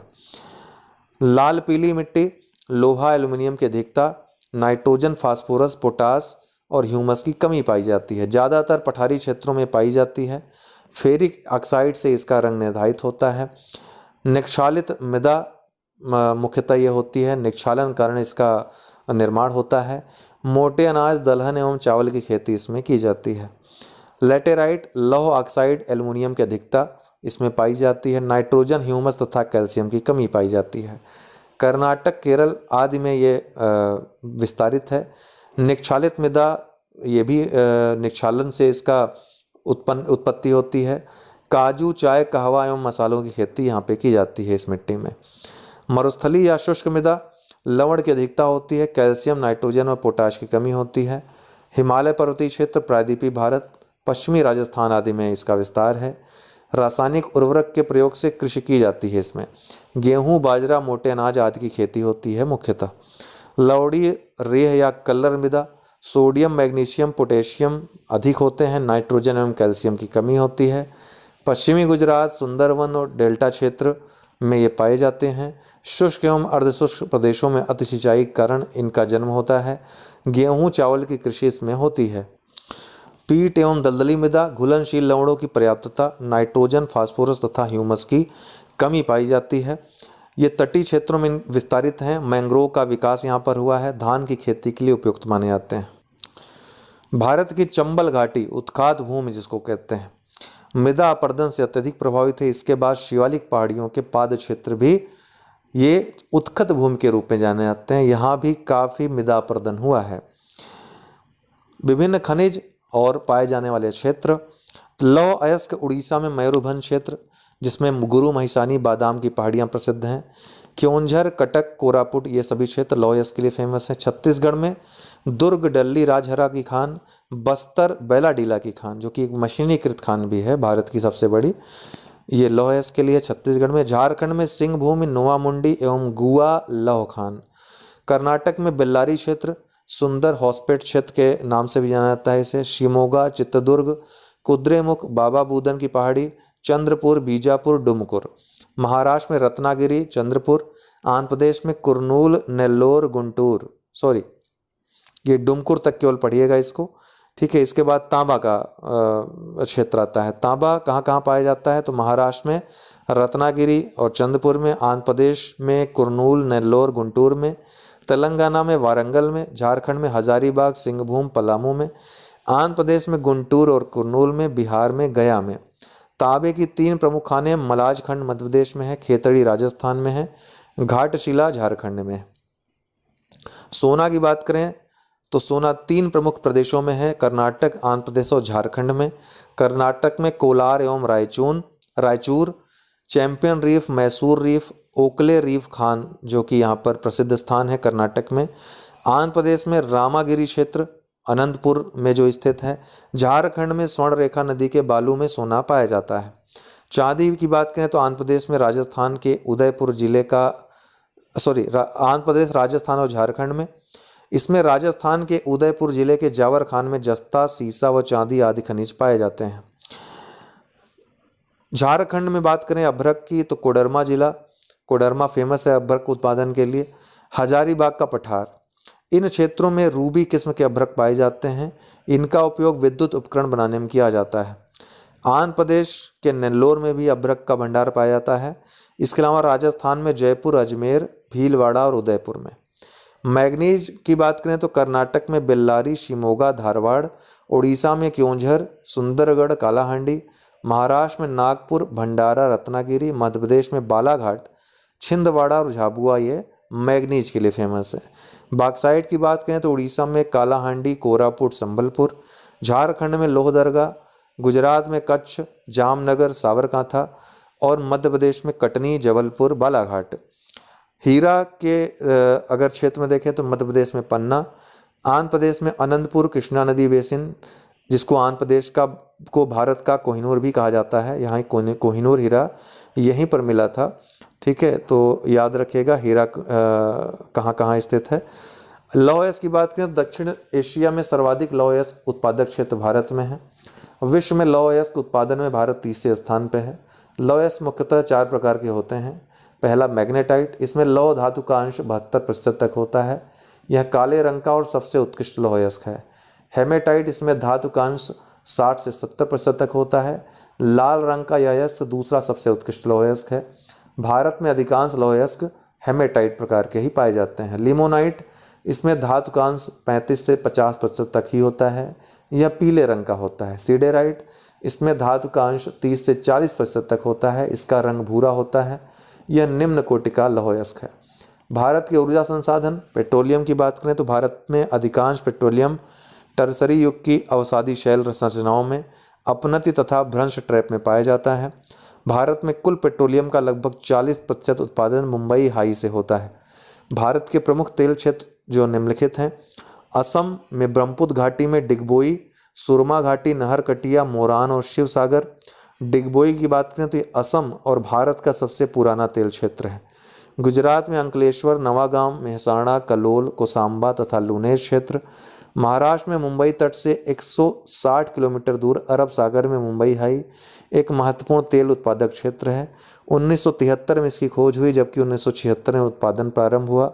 बसीन तेल क्षेत्र इसी क्षेत्र में स्थित है। राजस्थान बाड़मेर जिले में रागेश्वरी, मंगला, भाग्यम, सरस्वती तथा ऐश्वर्या क्षेत्र प्रमुख हैं। कृष्णा गोदावरी या केजी बेसिन में यहाँ तेल तथा प्राकृतिक गैस दोनों का भंडार है, ध्यान रखिएगा। भारत में 98% कोयले का भंडार गोंडवाना क्षेत्र में है, जबकि शेष, अब कोयले की बात हो रही है, भारत में 98% कोयले का भंडार गोंडवाना क्षेत्र में है, जबकि शेष 2% टर्सरी युगीन चट्टानों में मिलते हैं। कार्बन की मात्रा के आधार पर कोयले की गुणवत्ता निश्चित होती है। एंथ्रासाइट कोयले में कार्बन का प्रतिशत सबसे ज़्यादा 90% होता है, अतः यह सबसे उत्तम किस्म का कोयला होता है। भारत में बिटुमिनस कोयले कार्बन जिसमें 75 से 90% का सर्वाधिक खनन और उपयोग होता है। 1774 में पश्चिम बंगाल के रानीगंज में पहली कोयला खान खोली गई थी। भारत में सबसे महत्वपूर्ण गोंडवाना कोयला क्षेत्र दामोदर नदी घाटी में स्थित है। इसके अलावा गोदावरी, महानदी, सोन तथा वर्धा नदी घाटियों में भी कोयला पाया जाता है। भारत में कोयला उत्पादन के निम्नलिखित क्षेत्र हैं। झारखंड में यहाँ दामोदर नदी घाटी में झरिया, बोकारो, करनपुरा, गिरिडीह तथा डाल्टनगंज की प्रमुख खानें हैं। यहाँ से उन्नत प्रकार का कोकिंग कोल मिलता है। छत्तीसगढ़ में कोरबा प्रमुख कोयला क्षेत्र है। अन्य प्रमुख क्षेत्र छत्तीसगढ़ में हसदेव, रामपुर, सोनहाट है। पश्चिम बंगाल में रानीगंज क्षेत्र, आंध्र प्रदेश में गोदावरी नदी घाटी में सिंगरेनी व तांडूर प्रमुख कोयला खाने हैं। महाराष्ट्र में वर्धा घाटी, उड़ीसा में महानदी घाटी और तालचेर, असम में नाजीरा, लखीमपुर तथा माकूम क्षेत्र, मेघालय में गारो, खासी व जयंतिया की पहाड़ियों से कोयला खनन किया जाता है। राजस्थान में पालना नामक स्थान से लिग्नाइट कोयला का खनन किया जाता है। तमिलनाडु नेवेली या निगवेली क्षेत्र में लिग्नाइट कोयला का खनन किया जाता है और लिग्नाइट कोयले का सर्वाधिक भंडार तमिलनाडु में ही है, मतलब नेगवेली में ही है। जम्मू कश्मीर में कालाकोट में एंथ्रासाइट कोयला का खनन किया जाता है। चूना पत्थर के प्रमुख उत्पादक मध्य प्रदेश तथा आंध्र प्रदेश हैं। चूना पत्थर के डोलोमाइट के प्रमुख उत्पादक राज्य छत्तीसगढ़, आंध्र प्रदेश तथा कर्नाटक हैं। तापी ऊर्जा के प्रमुख उत्पादक राज्य महाराष्ट्र, उत्तर प्रदेश तथा गुजरात हैं। सौर ऊर्जा के प्रमुख उत्पादक राज्य राजस्थान, गुजरात तथा तमिलनाडु हैं। भारत में आणविक खनिज की बात करें तो गैर जीवाश्म ऊर्जा स्रोतों में आणविक खनिज सर्वाधिक महत्वपूर्ण है। भारत के प्री कैम्बियन एवं धारवाड़ काल की चट्टानों में आणविक खनिज पाए जाते हैं। परमाणु ऊर्जा उत्पादन के लिए यूरेनियम और थोरियम प्रमुख खनिज हैं। पिच ब्लेंड यूरेनियम का प्रमुख अयस्क है। भारत का अधिकतर यूरेनियम झारखंड के सिंहभूम जिले से प्राप्त होता है। जादूगोड़ा खनन केंद्र झारखंड इसके उत्पादन के लिए प्रसिद्ध है। राजस्थान में सीकर, अलवर प्रमुख यूरेनियम उत्पादक क्षेत्र हैं। आंध्र प्रदेश में सकरा पहाड़, नेल्लोर में तथा तुमलापल्ली यूरेनियम के प्रमुख भंडार हैं। उपर्युक्त के अतिरिक्त छत्तीसगढ़, महाराष्ट्र, हिमाचल प्रदेश में कुल्लू जिला तथा मेघालय में दोमिया, सिएट, जयंतिया तथा खासी पहाड़ियों में भारत के प्रमुख यूरेनियम भंडार स्थित हैं। थोरियम भारत के आणविक ऊर्जा कार्यक्रम का एक महत्वपूर्ण घटक है। अंतर्राष्ट्रीय परमाणु ऊर्जा एजेंसी की रिपोर्ट के अनुसार भारत में इसका सर्वाधिक भंडार है, ध्यान रखिएगा। थोरियम मोन्जाइट तथा इल्मेनाइट से प्राप्त किया जाता है। मोन्जाइट जो बालू है केरल में मुख्यतः पाई जाती है, वहाँ से ये केरल के तटीय भागों के साथ साथ तमिलनाडु और उड़ीसा के तटीय बालू में भी पाए जाते हैं। अन्य प्रमुख ऊर्जा स्रोत तो आणविक ऊर्जा की तरह जैव ऊर्जा या बायोमास भी गैर परंपरागत ऊर्जा स्रोत हैं। जैविक उत्पादों जैसे धान की भूसी, गन्ने की खोई, शहरी कूड़े कचरे आदि पदार्थों का उपयोग कर ऊर्जा उत्पादन किया जाता है। गोबर गैस भी इसी में शामिल है। कुल पौधों का उत्पादन जैव ईंधन के लिए किया जाता है, जैसे जेट्रोफा, पोंगामिया आदि। जलवायु परिवर्तन के कारण भारत तथा संपूर्ण विश्व में नवीकरणीय ऊर्जा का प्रचलन बढ़ रहा है। 2022 तक भारत सरकार ने 175 गीगावाट विद्युत उत्पादन का लक्ष्य नवीकरणीय ऊर्जा से रखा है। अभी जो 2030 तक है, 2030 तक कितने गीगावाट उत्पादन का लक्ष्य रखा है? कितने गीगावाट उत्पादन का लक्ष्य रखा है? पहले 450 गीगावाट रखा गया था, लेकिन बाद में इसको COP26 जो ग्लासगो में आयोजित हुआ था उसमें बढ़ाकर 500 गीगावाट कर दिया है। 2030 तक लक्ष्य रखा है। भारत में अभी पवन ऊर्जा से तापीय एवं जल विद्युत के बाद सर्वाधिक ऊर्जा उत्पन्न की जा रही है। पवन ऊर्जा उत्पादन में तमिलनाडु, महाराष्ट्र एवं गुजरात प्रमुख राज्य हैं। सौर ऊर्जा से 2022 तक 100 गीगावाट विद्युत उत्पादन का लक्ष्य रखा गया है। वर्तमान में सौर तापी तथा फोटोवोल्टेइक जैसे दो माध्यमों से भारत में सौर ऊर्जा का उत्पादन हो रहा है। सौर ऊर्जा उत्पादक प्रमुख राज्य राजस्थान, आंध्र प्रदेश, तमिलनाडु, गुजरात हैं। तरंग ऊर्जा, ज्वारीय ऊर्जा, समुद्र तापीय ऊर्जा तथा भूतापीय ऊर्जा नवीकरणीय ऊर्जा संसाधन के अन्य स्रोत हैं। नवीकरणीय ऊर्जा की बात करें तो तरंग ऊर्जा किस राज्य में स्थापित है? विझिंगम में, तिरुवनंतपुरम केरल में। ज्वारीय ऊर्जा गुजरात के कच्छ एवं गंबात की खाड़ी, पश्चिम बंगाल के सुंदरवन क्षेत्र में। समुद्र तापीय ऊर्जा तमिलनाडु के कुलशेखपट्टनम तथा अंडमान निकोबार में अनुसंधान कार्य इस पे जारी है। भूतापीय ऊर्जा हिमाचल प्रदेश के मणिकरण, जम्मू कश्मीर के लद्दाख में पूगा घाटी, उत्तराखंड में तपोवन में इसकी स्थापना क्षमता है। भारत के उद्योग लौह इस्पात उद्योग की बात करें तो लौह इस्पात उद्योग एक आधारभूत उद्योग है 1907 में जमशेदजी टाटा द्वारा जमशेदपुर में टाटा आयरन एवं स्टील टिस्को की स्थापना की गई। Steel Authority of India SAIL की स्थापना 1973 में की गई। दुर्गापुर, भिलाई, राउरकेला, बोकारो, बर्नपुर, सलेम, विश्वेश्वरैया जैसे आयरन स्टील प्लांटों के प्रबंधन की जिम्मेदारी steel Authority of India limited की है। यह एक महारत्न कंपनी है। कोयला क्षेत्रों में स्थित लौह इस्पात केंद्र बर्नपुर, कुल्टी, दुर्गापुर, बोकारो आदि हैं। लौह अयस्क क्षेत्रों में स्थित इस्पात केंद्र राउरकेला, भद्रावती, सलेम, विजयनगर हैं। तो कोयला क्षेत्रों में स्थित लौह इस्पात का केंद्र बर्नपुर, कुल्टी, दुर्गापुर, बोकारो हैं। लौह अयस्क क्षेत्रों में स्थित इस्पात केंद्र राउरकेला, भद्रावती, सलेम, विजयनगर हैं। ध्यान रखिएगा, कोयला व लौह क्षेत्र के मध्य में स्थित जमशेदपुर है। तटीय क्षेत्र में स्थित लौह इस्पात केंद्र विशाखापट्टनम में। टिस्को जमशेदपुर झारखंड में स्थित है। लौह इस्पात उद्योगों का जो विवरण है उसके अंतर्गत टिस्को जमशेदपुर झारखंड में उड़ीसा के गुरु महिसानी एवं बादाम पहाड़, मयूरभंज से और झारखंड के नोआ मुंडी खान से यहाँ पर प्राप्ति होती है लौह अयस्क की। भिलाई लौह एवं इस्पात संयंत्र छत्तीसगढ़ में है, रूस के सहयोग से स्थापित है, तत्कालीन सोवियत संघ के। डल्ली राजहरा से इसको प्राप्त होता है। भारतीय लौह व इस्पात संयंत्र बर्नपुर पश्चिम बंगाल में इसको सिंहभूम से प्राप्त होता है। विश्वेश्वरैया लौह इस्पात संयंत्र भद्रावती कर्नाटक, यहाँ बाबा बूदन की पहाड़ी से लौह अयस्क प्राप्त होता है। दुर्गापुर पश्चिम बंगाल ब्रिटेन के सहयोग से स्थापित है, नोआ मुंडी से प्राप्त होता है। राउरकेला जर्मनी के सहयोग से स्थापित है, क्योंझर से प्राप्त होता है। बोकारो झारखंड रूस के सहयोग से स्थापित है, उड़ीसा के राउरकेला क्षेत्र से प्राप्त होता है, यहाँ पर क्योंझर से। विशाखापट्टनम आंध्र प्रदेश ये बैलाडीला छत्तीसगढ़ से प्राप्त करता है। सलेम इस्पात संयंत्र तमिलनाडु बाबा बूदन की पहाड़ी से प्राप्त करता है। पारादीप इस्पात संयंत्र उड़ीसा में क्योंझर से प्राप्त करता है। विश्वेश्वरैया लोहा एवं इस्पात संयंत्र सार्वजनिक क्षेत्र का पहला कारखाना 1923 में स्थापित किया गया था, इसको ध्यान रखिएगा। सूती वस्त्र उद्योग यह भारत का परंपरागत उद्योग है। यह कृषि के बाद रोजगार प्रदान करने वाला दूसरा सबसे बड़ा क्षेत्र है। भारत में आधुनिक ढंग से सूती वस्त्र उद्योग के प्रथम कारखाने की स्थापना सन 1818 में फोर्ट ग्लास्टर कोलकाता में हुई, पर यह असफल रहा। पहला सफल आधुनिक कारखाना 1854 ईस्वी में मुंबई में कावसजी डाबर द्वारा खोला गया था। तमिलनाडु में देश की सर्वाधिक सूती कपड़ा मिलें हैं। कोयम्बटूर को दक्षिण भारत का मैनचेस्टर कहा जाता है, जबकि अहमदाबाद को भारत का मैनचेस्टर कहा जाता है। सूती वस्त्र उत्पादन में गुजरात, महाराष्ट्र, तेलंगाना अग्रणी राज्य हैं। कानपुर उत्तर प्रदेश में सूती वस्त्र उद्योग का बड़ा केंद्र है, जिसे उत्तर भारत का मैनचेस्टर कहा जाता है। कागज उद्योग, इस उद्योग में कच्चे माल के रूप में सेलुलोज की लुगदी, मुलायम लकड़ी, बांस, घास, गन्ने की खोई तथा रद्दी कागज का प्रयोग होता है।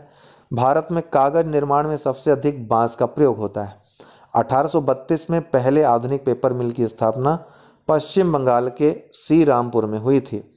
मध्य प्रदेश में नेपानगर अखबारी कागज के उत्पादन के लिए प्रसिद्ध है। कई बार पूछा गया है नेपानगर के बारे में। होशंगाबाद में नोटों के लिए कागज तैयार किया जाता है। महाराष्ट्र के बल्लारपुर में देश की सबसे बड़ी कागज मिल है। जूट उद्योग, भारत में गोल्डन फाइबर या जूट उद्योग का प्रथम कारखाना 1855 ईस्वी में हुगली नदी किनारे रिसरा नामक स्थान पर लगाया गया था। भारत विश्व में जूट का सबसे बड़ा उत्पादक है। भारत में कुल जूट का सर्वाधिक उत्पादन पश्चिम बंगाल द्वारा किया जाता है। इसके अलावा उड़ीसा, असम, बिहार, मेघालय, त्रिपुरा तथा आंध्र प्रदेश में भी जूट उत्पादन होता है। चीनी उद्योग की बात करें तो चीनी उद्योग एक कृषि आधारित उद्योग है जो भारत में गन्ने की खेती पर निर्भर है। भारत की जलवायु गन्ने की कृषि के लिए अनुकूल है, जिसकी वजह से भारत में मैदानी क्षेत्र तथा कर्नाटक, तमिलनाडु, आंध्र प्रदेश, महाराष्ट्र राज्यों में इसकी बड़े पैमाने पर कृषि होती है। गन्ने में उपस्थित सुक्रोज चीनी निर्माण का महत्वपूर्ण घटक है तथा गन्ने में इसकी प्रचुरता ही गन्ने की गुणवत्ता तथा चीनी उत्पादन को सुनिश्चित करती है। हाल के दिनों में भारत में चीनी उद्योगों का दक्षिणी राज्यों तथा महाराष्ट्र में तीव्र से विकास हुआ है। चीनी के उत्पादन में ब्राजील विश्व में प्रथम स्थान रखता है, जबकि भारत दूसरे स्थान पे। देश में गन्ने का सबसे बड़ा उत्पादक राज्य उत्तर प्रदेश है, किंतु चीनी का सबसे बड़ा उत्पादक राज्य कभी उत्तर प्रदेश तो कभी महाराष्ट्र ऊपर नीचे होता रहता है। चीनी का उत्पादन मुख्यतः गन्ने से होता है, किंतु वर्तमान में चुकंदर व शकरकंद से भी चीनी का उत्पादन हो रहा है। एल्युमिनियम उद्योग, इस उद्योग के स्थानीयकरण में बॉक्साइट व विद्युत की उपलब्धता होना अत्यंत महत्वपूर्ण है। अतः इस उद्योग की स्थापना वैसे स्थानों पर हुई है जहां सस्ती विद्युत ऊर्जा व कच्चा माल उपलब्ध हो। भारत में एल्यूमिनियम का पहला कारखाना 1937 ईस्वी में जेके नगर पश्चिम बंगाल में लगाया गया था। बाल्को ये कोरबा में स्थित है। नाल्को दामनजोड़ी और अंगुल उड़ीसा में स्थित है। हिंडाल्को रेणुकूट उत्तर प्रदेश, रायगढ़ उड़ीसा और मुरी रांची में स्थित है। माल्को ये चेन्नई, मेट्टूर, सलेम तमिलनाडु में स्थित है। वेदांता ये झारसुगुड़ा उड़ीसा में स्थित है। ये सभी एल्युमिनियम कंपनियां हैं। रासायनिक उर्वरक उद्योग, रासायनिक उर्वरक में कच्चे माल के तौर पर नेफ्था, कोक, सल्फ्यूरिक अम्ल, अमोनियम सल्फेट, प्राकृतिक गैस, रॉक फॉस्फेट आदि का उपयोग होता है। भारत का पहला उर्वरक कारखाना 1906 ईस्वी में रानीपेट तमिलनाडु में लगाया गया था। 1951 में सिंदरी झारखंड में सार्वजनिक क्षेत्र का प्रथम उर्वरक कारखाना स्थापित किया गया था। भारत विश्व का दूसरा सबसे बड़ा उर्वरक उपभोक्ता है। उर्वरक उत्पादन में गुजरात, तमिलनाडु एवं उत्तर प्रदेश अग्रणी हैं। ऊनी वस्त्र की बात करें तो भारत में ऊनी वस्त्र की पहली मिल 1876 ईस्वी में कानपुर में स्थापित की गई, परंतु इस उद्योग का वास्तविक विकास 1950 ईस्वी के बाद ही हुआ। पंजाब में लुधियाना, जालंधर, धारीवाल, अमृतसर महत्वपूर्ण केंद्र हैं। ऊनी वस्त्र उत्पादन में राजस्थान, कर्नाटक एवं जम्मू कश्मीर अग्रणी राज्य हैं। परिवहन की बात करें भारत में तो रेल परिवहन, भारत में रेलवे का प्रारंभ 1853 ईस्वी में गवर्नर जनरल लॉर्ड डलहौजी के काल में हुआ। मुंबई से ठाणे के बीच पहली रेलगाड़ी का संचालन लगभग 34 किलोमीटर ये पूरा था दूरी का संचालन हुआ। फरवरी 2019 से नई दिल्ली और वाराणसी के बीच संचालित वंदे भारत एक्सप्रेस, जिसको ट्रेन 18 पहले कहा जाता था, देश की सबसे तेज़ रफ्तार वाली ट्रेन जिसकी अधिकतम गति 180 किलोमीटर प्रति घंटा है।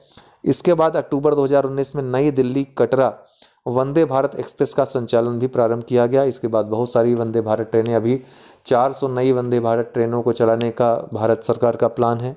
देश में सबसे लंबी दूरी तय करने वाली रेलगाड़ी विवेक एक्सप्रेस है, जो असम के डिब्रूगढ़ से तमिलनाडु के कन्याकुमारी तक 4273 किलोमीटर का सफ़र तय करती है। और वर्तमान में भारत में सबसे पुरानी मेट्रो रेल सेवा दमदम से टॉलीगंज कोलकाता मेट्रो है, जिसकी शुरुआत 1984 में हुई थी। 2002 में दिल्ली मेट्रो रेल सेवा की शुरुआत हुई थी। दिल्ली मेट्रो को संयुक्त राष्ट्र द्वारा ग्रीन हाउस गैस उत्सर्जन कम करने के लिए कार्बन क्रेडिट प्राप्त करने वाली विश्व में पहली मेट्रो रेल और रेल आधारित प्रणाली के रूप में प्रमाणित किया है। विश्व की पहली मेट्रो रेल 1863 में लंदन में चलाई गई थी, जबकि चीन की संघाई मेट्रो विश्व की सबसे लंबी मेट्रो नागरिक नेटवर्क सेवा है। सवारी डिब्बों का निर्माण पेरम्बूर, चेन्नई के निकट, कोलकाता तथा बेंगलुरु में किया जाता है। रेल इंजन बनाने का नया कारखाना मधेपुरा, जहां पे इलेक्ट्रिक इंजन एवं मढ़ौरा डीजल इंजन, जो कि बिहार में है, स्थापित किया गया है। रेल पहिया बनाने का कारखाना छपरा बिहार एवं रेल कोच फैक्ट्री रायबरेली में स्थापित किया गया है। ये सब नए कारखाने हैं। इसके अलावा चितरंजन रेल इंजन कारखाना चितरंजन में है, पश्चिम बंगाल में। डीजल लोकोमोटिव वर्क्स वाराणसी में है। Integral coach factory ICF Kapurthala में है। रेल पहिया फैक्ट्री ये बेंगलुरु में है। रेल कोच फैक्ट्री कपूरथला में है। डीजल इंजन आधुनिकीकरण कारखाना पटियाला में है। Modern rail coach factory Raebareli में है। बड़ी लाइन या ब्रॉड गेज 1.676 मीटर लंबी जो चौड़ी लाइन होती है उसको कहते हैं। मीटर गज 1 मीटर चौड़ी। नैरो गेज 0.762 से 0.610 सेंटीमीटर तक चौड़ी रेल लाइन को कहते हैं। रेलवे स्टाफ कॉलेज कहाँ पर स्थित है? बड़ोदरा में। मानामदुरई से रामेश्वरम तक तमिलनाडु में 114 किलोमीटर लंबा रेलवे ट्रैक भारत का प्रथम हरित गलियारा घोषित किया गया है। सिक्किम भारत का एकमात्र राज्य है जहां अभी तक रेलवे लाइन नहीं है। हालांकि ध्यान रखिएगा, बहुत जल्दी रेलवे लाइन सिक्किम में भी हो जाएगा। सिबोक पश्चिम बंगाल और Rangpo Sikkim rail line project प्रस्तावित है। इस पर काम बहुत तेजी से चल रहा है। भारतीय रेलवे ने 2020 तक पूर्वोत्तर राज्यों की सभी राजधानियों को रेल संपर्क से जोड़ने का लक्ष्य रखा है। संयुक्त राज्य अमेरिका के बाद भारत विश्व का तीसरा सबसे बड़ा रेलवे नेटवर्क वाला देश है। कोलकाता मेट्रो को शामिल करते हुए यहाँ पे चीन भी होना चाहिए। संयुक्त राज्य अमेरिका पहले स्थान पे, दूसरे स्थान पे चीन है, तीसरे स्थान पे भारत है, सबसे बड़ा रेलवे नेटवर्क विश्व का। कोलकाता मेट्रो को शामिल करते हुए भारत को 18 रेलवे जोनों में विभाजित किया गया है। 18वां रेलवे जोन अभी हाल ही में ये प्रस्तावित है, उस पर काम चल रहा है। देश में रेल मार्गों की सर्वाधिक लंबाई उत्तरी जोन में है, जिसका मुख्यालय नई दिल्ली में है। एकवर्त कमेटी की सिफारिश पर 1924 में शुरू हुआ पृथक रेल बजट जो है कब समाप्त किया? 2017 से। इसको आम बजट में शामिल कर लिया गया। विभिन्न रेलवे जोन और उनका मुख्यालय। दक्षिणी रेलवे का मुख्यालय चेन्नई में है, मध्य का मुंबई में है जो छत्रपति शिवाजी टर्मिनल है, पश्चिमी का मुंबई में चर्च गेट है, उत्तरी रेलवे का नई दिल्ली में है, उत्तर पूर्वी रेलवे का गोरखपुर में है, दक्षिण पूर्वी रेलवे का कोलकाता गार्डन रीच में है, पूर्वी रेलवे का कोलकाता में है, उत्तर पूर्वी सीमांत का मालीगांव गुवाहाटी में है, दक्षिणी मध्य का सिकंदराबाद में है, पूर्व मध्य का हाजीपुर में है, उत्तर पश्चिम का जयपुर में है, पूर्वी तट का भुवनेश्वर में है, ईस्ट कोस्ट का, उत्तर मध्य का प्रयागराज में है, नॉर्थ सेंट्रल रेलवे, दक्षिण पूर्व मध्य का बिलासपुर में है, दक्षिण पश्चिम का हुबली में है, पश्चिमी मध्य का जबलपुर में है, कोलकाता मेट्रो का कोलकाता में है, दक्षिण तट का विशाखापट्टनम में है जो कि प्रस्तावित है, जो साउथ कोस्ट रेलवे बन रहा है। भारत में दार्जिलिंग हिमालयी रेल 1881, कालका शिमला रेल 1903, माथेरन हिल रेल 1907, नीलगिरी पर्वतीय रेल 1908, कांगड़ा घाटी रेल 1929 ये पर्वतीय रेल प्रणालियां हैं। दार्जिलिंग, नीलगिरी और कालका शिमला पर्वतीय रेलवे के साथ साथ छत्रपति शिवाजी टर्मिनल्स मुंबई को यूनेस्को की विश्व धरोहर की सूची में शामिल किया गया है। सड़क परिवहन की बात करें तो देश में आर्थिक विकास के लिए सड़क परिवहन का एक महत्वपूर्ण अधोसंरचना है, एक महत्वपूर्ण आधारभूत ढांचा है। वर्तमान में 65% माल ढुलाई तथा 80% यात्री भार का परिवहन सड़कों द्वारा ही होता है। सड़क और राजमार्ग मंत्रालय के अधीन ही राष्ट्रीय राजमार्गों का निर्माण और प्रबंधन होता है। भारतीय सड़क परिवहन में एक्सप्रेसवे, राष्ट्रीय राजमार्ग, राज्य राजमार्ग, मुख्य जिला सड़क और अन्य सड़कें शामिल हैं, जिनमें सर्वाधिक विस्तार जो है मुख्य जिला सड़कों और अन्य सड़कों का है। अन्य सड़कें मतलब जो ग्रामीण क्षेत्रों को जोड़ती हैं, अन्य कस्बों को जोड़ती हैं, विभिन्न जिलों को जोड़ती हैं। राष्ट्रीय राजमार्गों के विकास और रखरखाव, जिसको कहते हैं तिक्खा मार लो यार, कोई वैकल्पिक रास्ता देख लेते हैं, इस रास्ते में मेन रास्ते में जाम लगी, तो ऐसे रास्ते, तो कुल मिलाकर उनका विस्तार सर्वाधिक पाया जाता है। राष्ट्रीय राजमार्ग देखें तो राष्ट्रीय राजमार्ग के विकास और रखरखाव की जिम्मेदारी केंद्र सरकार की है। राष्ट्रीय राजमार्ग कुल सड़कों का लगभग 1.9% ही है, परंतु कुल यातायात का 40% भार इन्हीं राजमार्गों पर होता है। केंद्रीय परिवहन मंत्रालय राष्ट्रीय राजमार्गों का विकास और प्रबंधन 3 एजेंसियों के माध्यम से करता है: भारतीय राष्ट्रीय राजमार्ग प्राधिकरण, राज्य लोक निर्माण विभाग और सीमा सड़क संगठन। सीमा सड़क संगठन बीआरओ रक्षा मंत्रालय के अंतर्गत सीमावर्ती क्षेत्रों में सड़कों तथा पुलों के निर्माण के लिए महत्वपूर्ण संगठन। इसकी स्थापना 1960 में हुई थी। देश में आर्थिक विकास को बढ़ावा देने के लिए सरकार ने व्यापक राष्ट्रीय राजमार्ग विकास परियोजना शुरू की है। यह परियोजना देश की सबसे बड़ी राजमार्ग विकास परियोजना है। इसका कार्यान्वयन भारतीय राष्ट्रीय राजमार्ग प्राधिकरण द्वारा किया जा रहा है। अभी हाल ही में प्रधानमंत्री गति शक्ति योजना इन योजनाओं को सम्मिलित करेगी। विभिन्न अन्य जैसे रेलवे, यातायात या अन्य क्षेत्र हो गए, उनको आपस में जोड़ करके ये काम को तीव्र करेंगे। भारत में राष्ट्रीय राजमार्ग की सर्वाधिक लंबाई महाराष्ट्र में है।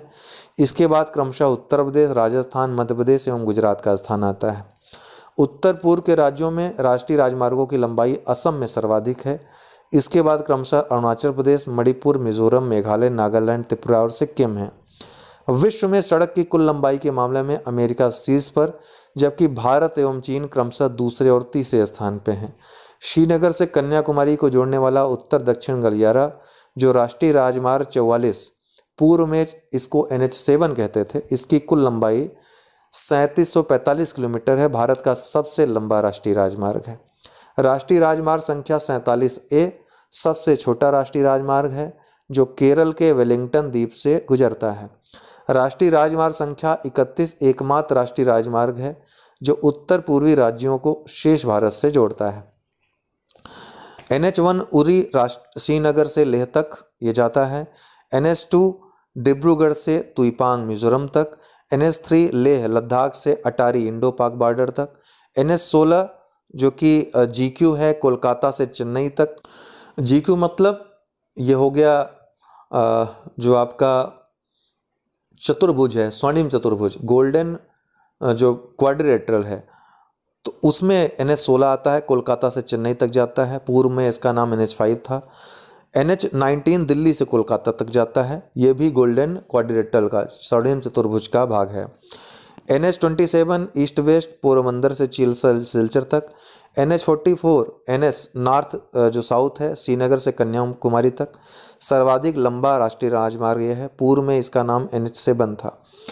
NH48 ये गोल्डन जो क्वाड्रिलेटरल है, स्वर्णिम चतुर्भुज का भाग है, दिल्ली से चेन्नई तक जाता है मुंबई से होते हुए। NH52 संगरूर से अंकोला तक जाता है। NH53 हजीरा से पारादीप बंदरगाह उड़ीसा तक। NH66 पनवेल नई मुंबई से कन्याकुमारी तक जाता है। NH129 नुमालीगढ़ से दीमापुर नागालैंड तक। NH134 धरासू से यमुनोत्री तक उत्तराखंड में। NH244 बाटोट से खंबाल तक जम्मू कश्मीर। NH766 कोझिकोड केरल से कोलेगल कर्नाटक तक। जल परिवहन की बात करें तो किसी भी देश में सामाजिक एवं आर्थिक विकास के लिए जल परिवहन महत्वपूर्ण अवसंरचना होती है। भारत का लगभग 95% व्यापार मात्रात्मक रूप से तथा 68% मूल्य के रूप में समुद्री परिवहन से संचालित होता है। भारत के प्रमुख बंदरगाह, देश में 12 प्रमुख एवं लगभग 200 गैर प्रमुख बंदरगाह हैं। बड़े बंदरगाह केंद्र सरकार के नियंत्रण में है, जबकि छोटे एवं मझोले बंदरगाह का प्रशासन राज्य सरकारों या संबंधित विभागों द्वारा किया जाता है। कांडला ये बंदरगाह जो पश्चिमी घाट अरब सागर में है स्थित, तो कांडला दीनदयाल पोर्ट ट्रस्ट जिसको कहते हैं गुजरात में स्थित है। कच्छ की खाड़ी में स्थित ज्वारी बंदरगाह है। मुंबई महाराष्ट्र में प्राकृतिक बंदरगाह है, सर्वाधिक समुद्री यातायात यहीं से होता है। न्यावा शेवा जवाहरलाल नेहरू बंदरगाह भी इसका नाम पड़ गया है, अब महाराष्ट्र में स्थित है। भारत का सबसे बड़ा कृत्रिम तथा आधुनिक बंदरगाह है। मर्मोगोवा गोवा में स्थित जुआरी नदी के ज्वारनद मुख पर स्थित प्राकृतिक बंदरगाह है। न्यू मंगलोर तट ये कर्नाटक में स्थित है। कुद्रेमुख के लौह अयस्क का निर्यात यहीं से किया जाता है। कोच्चि केरल में प्राकृतिक पत्तन है, वेम्बनाथ झील पर अवस्थित है। पूर्वी घाट या बंगाली खाड़ी में जो अवस्थित बंदरगाह हैं, कोलकाता हल्दिया पश्चिम बंगाल में स्थित है। कोलकाता हुगली नदी पर स्थित पत्तन है, जबकि हल्दिया इसका गहरे पानी का बंदरगाह है। यहीं पर डायमंड हार्बर स्थित है। पारादीप उड़ीसा में महानदी के मुहाने पर स्थित है। विशाखापट्टनम आंध्र प्रदेश में स्थित है, प्राकृतिक तथा सबसे गहरा बंदरगाह है।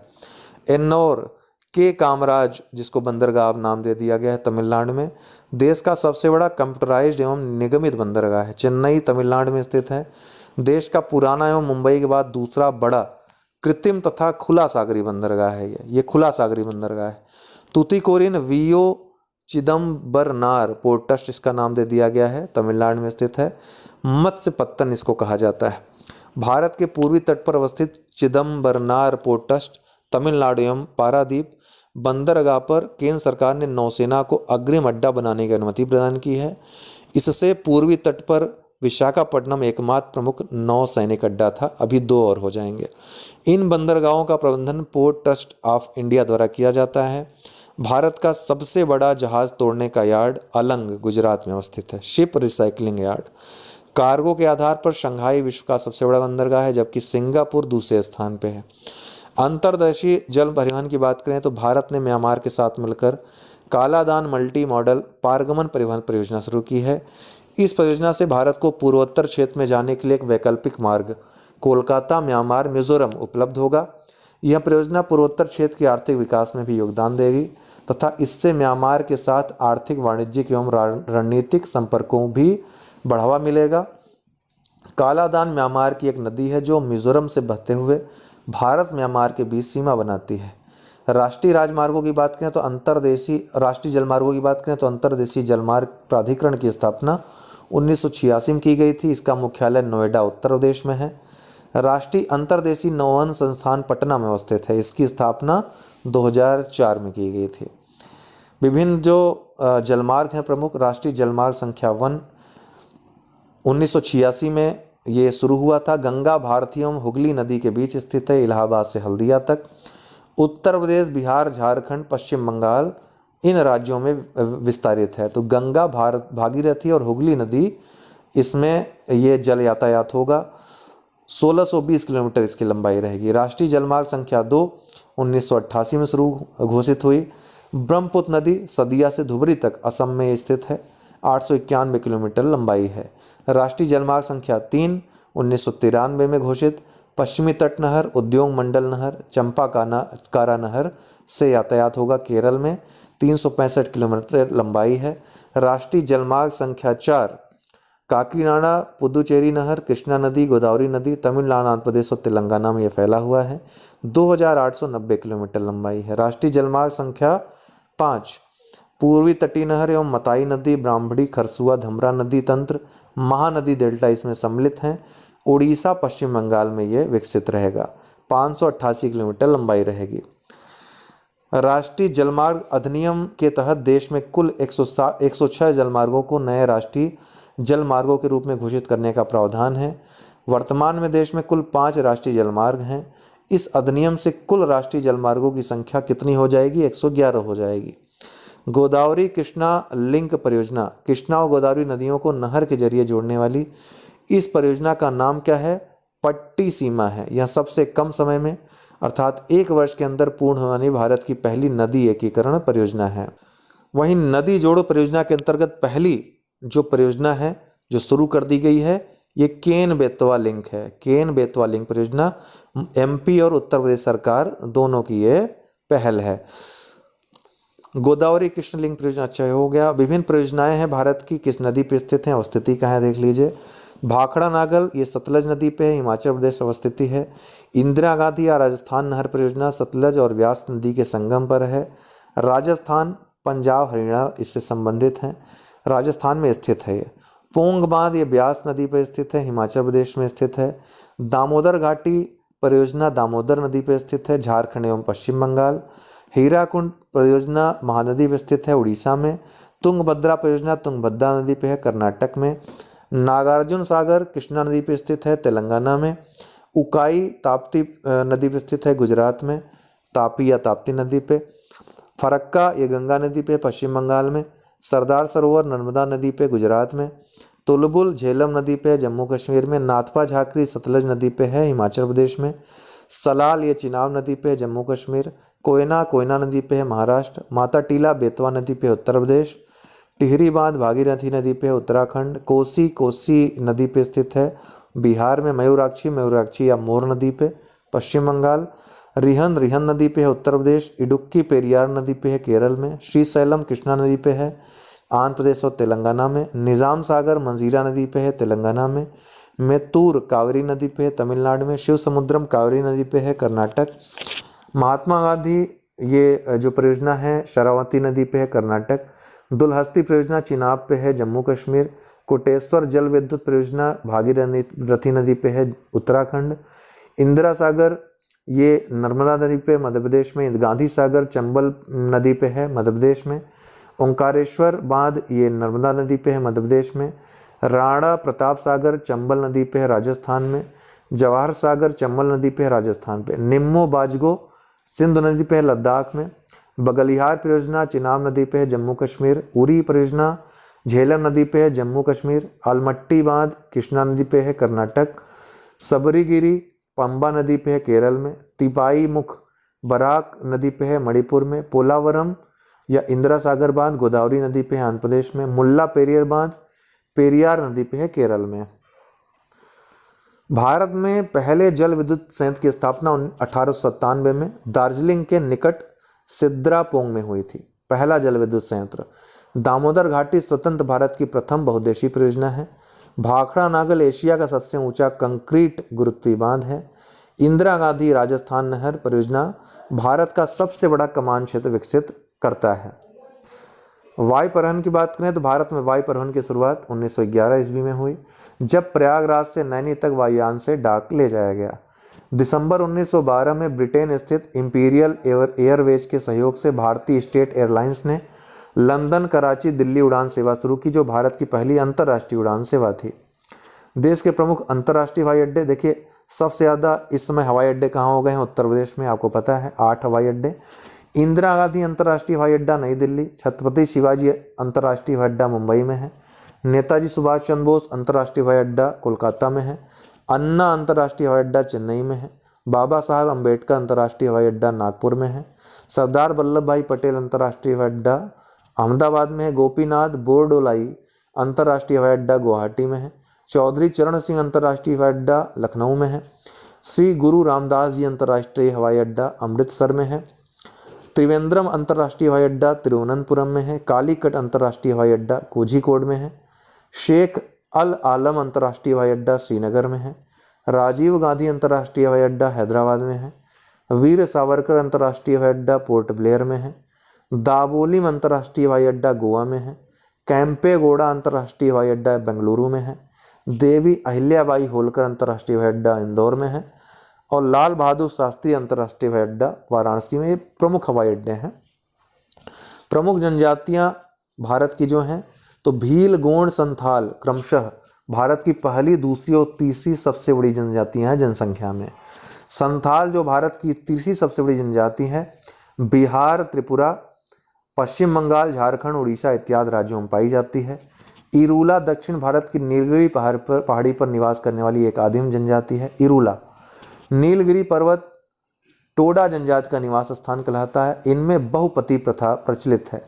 थारू जनजाति स्वयं को किरात वंशज बताती है। इनमें संयुक्त परिवार प्रथा प्रचलित है। दीपावली को ये शोक पर्व के रूप में मनाती है। पश्चिम बंगाल की प्रमुख जनजातियां गोंड, संथाल, लेपचा जो कि दार्जिलिंग में है। केरल की कुरुम्बा, अलार, इरूला। तमिलनाडु की टोडा, कुरुम्बा, इरूला, कोटा। आंध्र प्रदेश की चेंचू, लंबाडिस, बंजारा, भील। कर्नाटक की राथावा, टोडा, चेंचू, पनियल, सिद्धि, भील, गोंड। बिहार की बैगा, असुर, खोंड, उरांव, बिरहोर या बीरहोर, बंजारा, संथाल। उत्तर प्रदेश जौनसारी, बुक्सा, भोटिया, थारू, राजी, चेरो।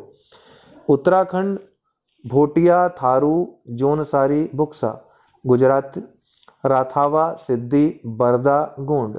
महाराष्ट्र अंध, खैरवार या खरवार, पटेलिया, बेगा, भील। तेलंगाना बगता, परांगी, रेना। उड़ीसा बगता, भूमिज, कोल, डुंगरिया, कोंध, बोंडा, गोंड। झारखंड में संथाल, मुंडा, बीरहोर, हो, मल, पहाड़िया, असुर, गोंड। छत्तीसगढ़ में अगारिया, खैरिया, मुंडा, धनवार, कोडाकू, गोंड। मध्य प्रदेश में भील, अगारिया, कोल, गोंड, कोरकू। राजस्थान में गरासिया, भील, पटेलिया, सहरिया, मीणा। सिक्किम में लेपचा जो कि पशुपालक जनजाति है। भूटिया, शेरपा, लिम्बू। असम में चकमा, दिमासा, सिथेंग, हाजोंग, कचारी, गारो। मेघालय में गारो, खासी, जयंतिया, मिकिर, दिमासा। त्रिपुरा में लुसाई, रियांग, त्रिपुरी, ओरांग, भील। मिजोरम में रियांग, मीजो, चकमा, हाजोंग, हम्मार। मणिपुर में अंगामी, माओ, कोम, लामगांग। अरुणाचल प्रदेश में डाफला, मिशमी, सिंगफो, अबोर, अपातानी। नागालैंड में नागा, कुकी, मिकिर और कचारी। जम्मू कश्मीर और लद्दाख में बकरवाल, गुज्जर, छांगपा, गद्दी, सिप्पी। हिमाचल प्रदेश में सांगला, गद्दी, किन्नौर, गुज्जर, जोबा। गोवा में धोडिया, वरली। दादरा और नगर हवेली तथा दमन और दीव में वारली, धोडिया, कोकना, नायक, सिद्धि, ढोडिया, वारली।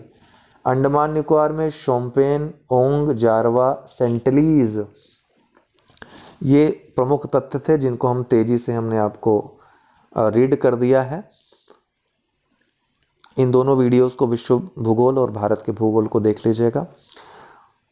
समस्त फैक्ट्स इसमें सम्मिलित हैं। बाकी जो बचा हुआ है भाग, जो पोर्शन है, इसमें भी जो सम्मिलित है, जो कि सिर्फ मानचित्र देखने से ही आपको अच्छे से समझ में आएगा, तो मानचित्रण वाले पोर्शन में भारत के भूगोल में करेंगे। बहुत बहुत धन्यवाद।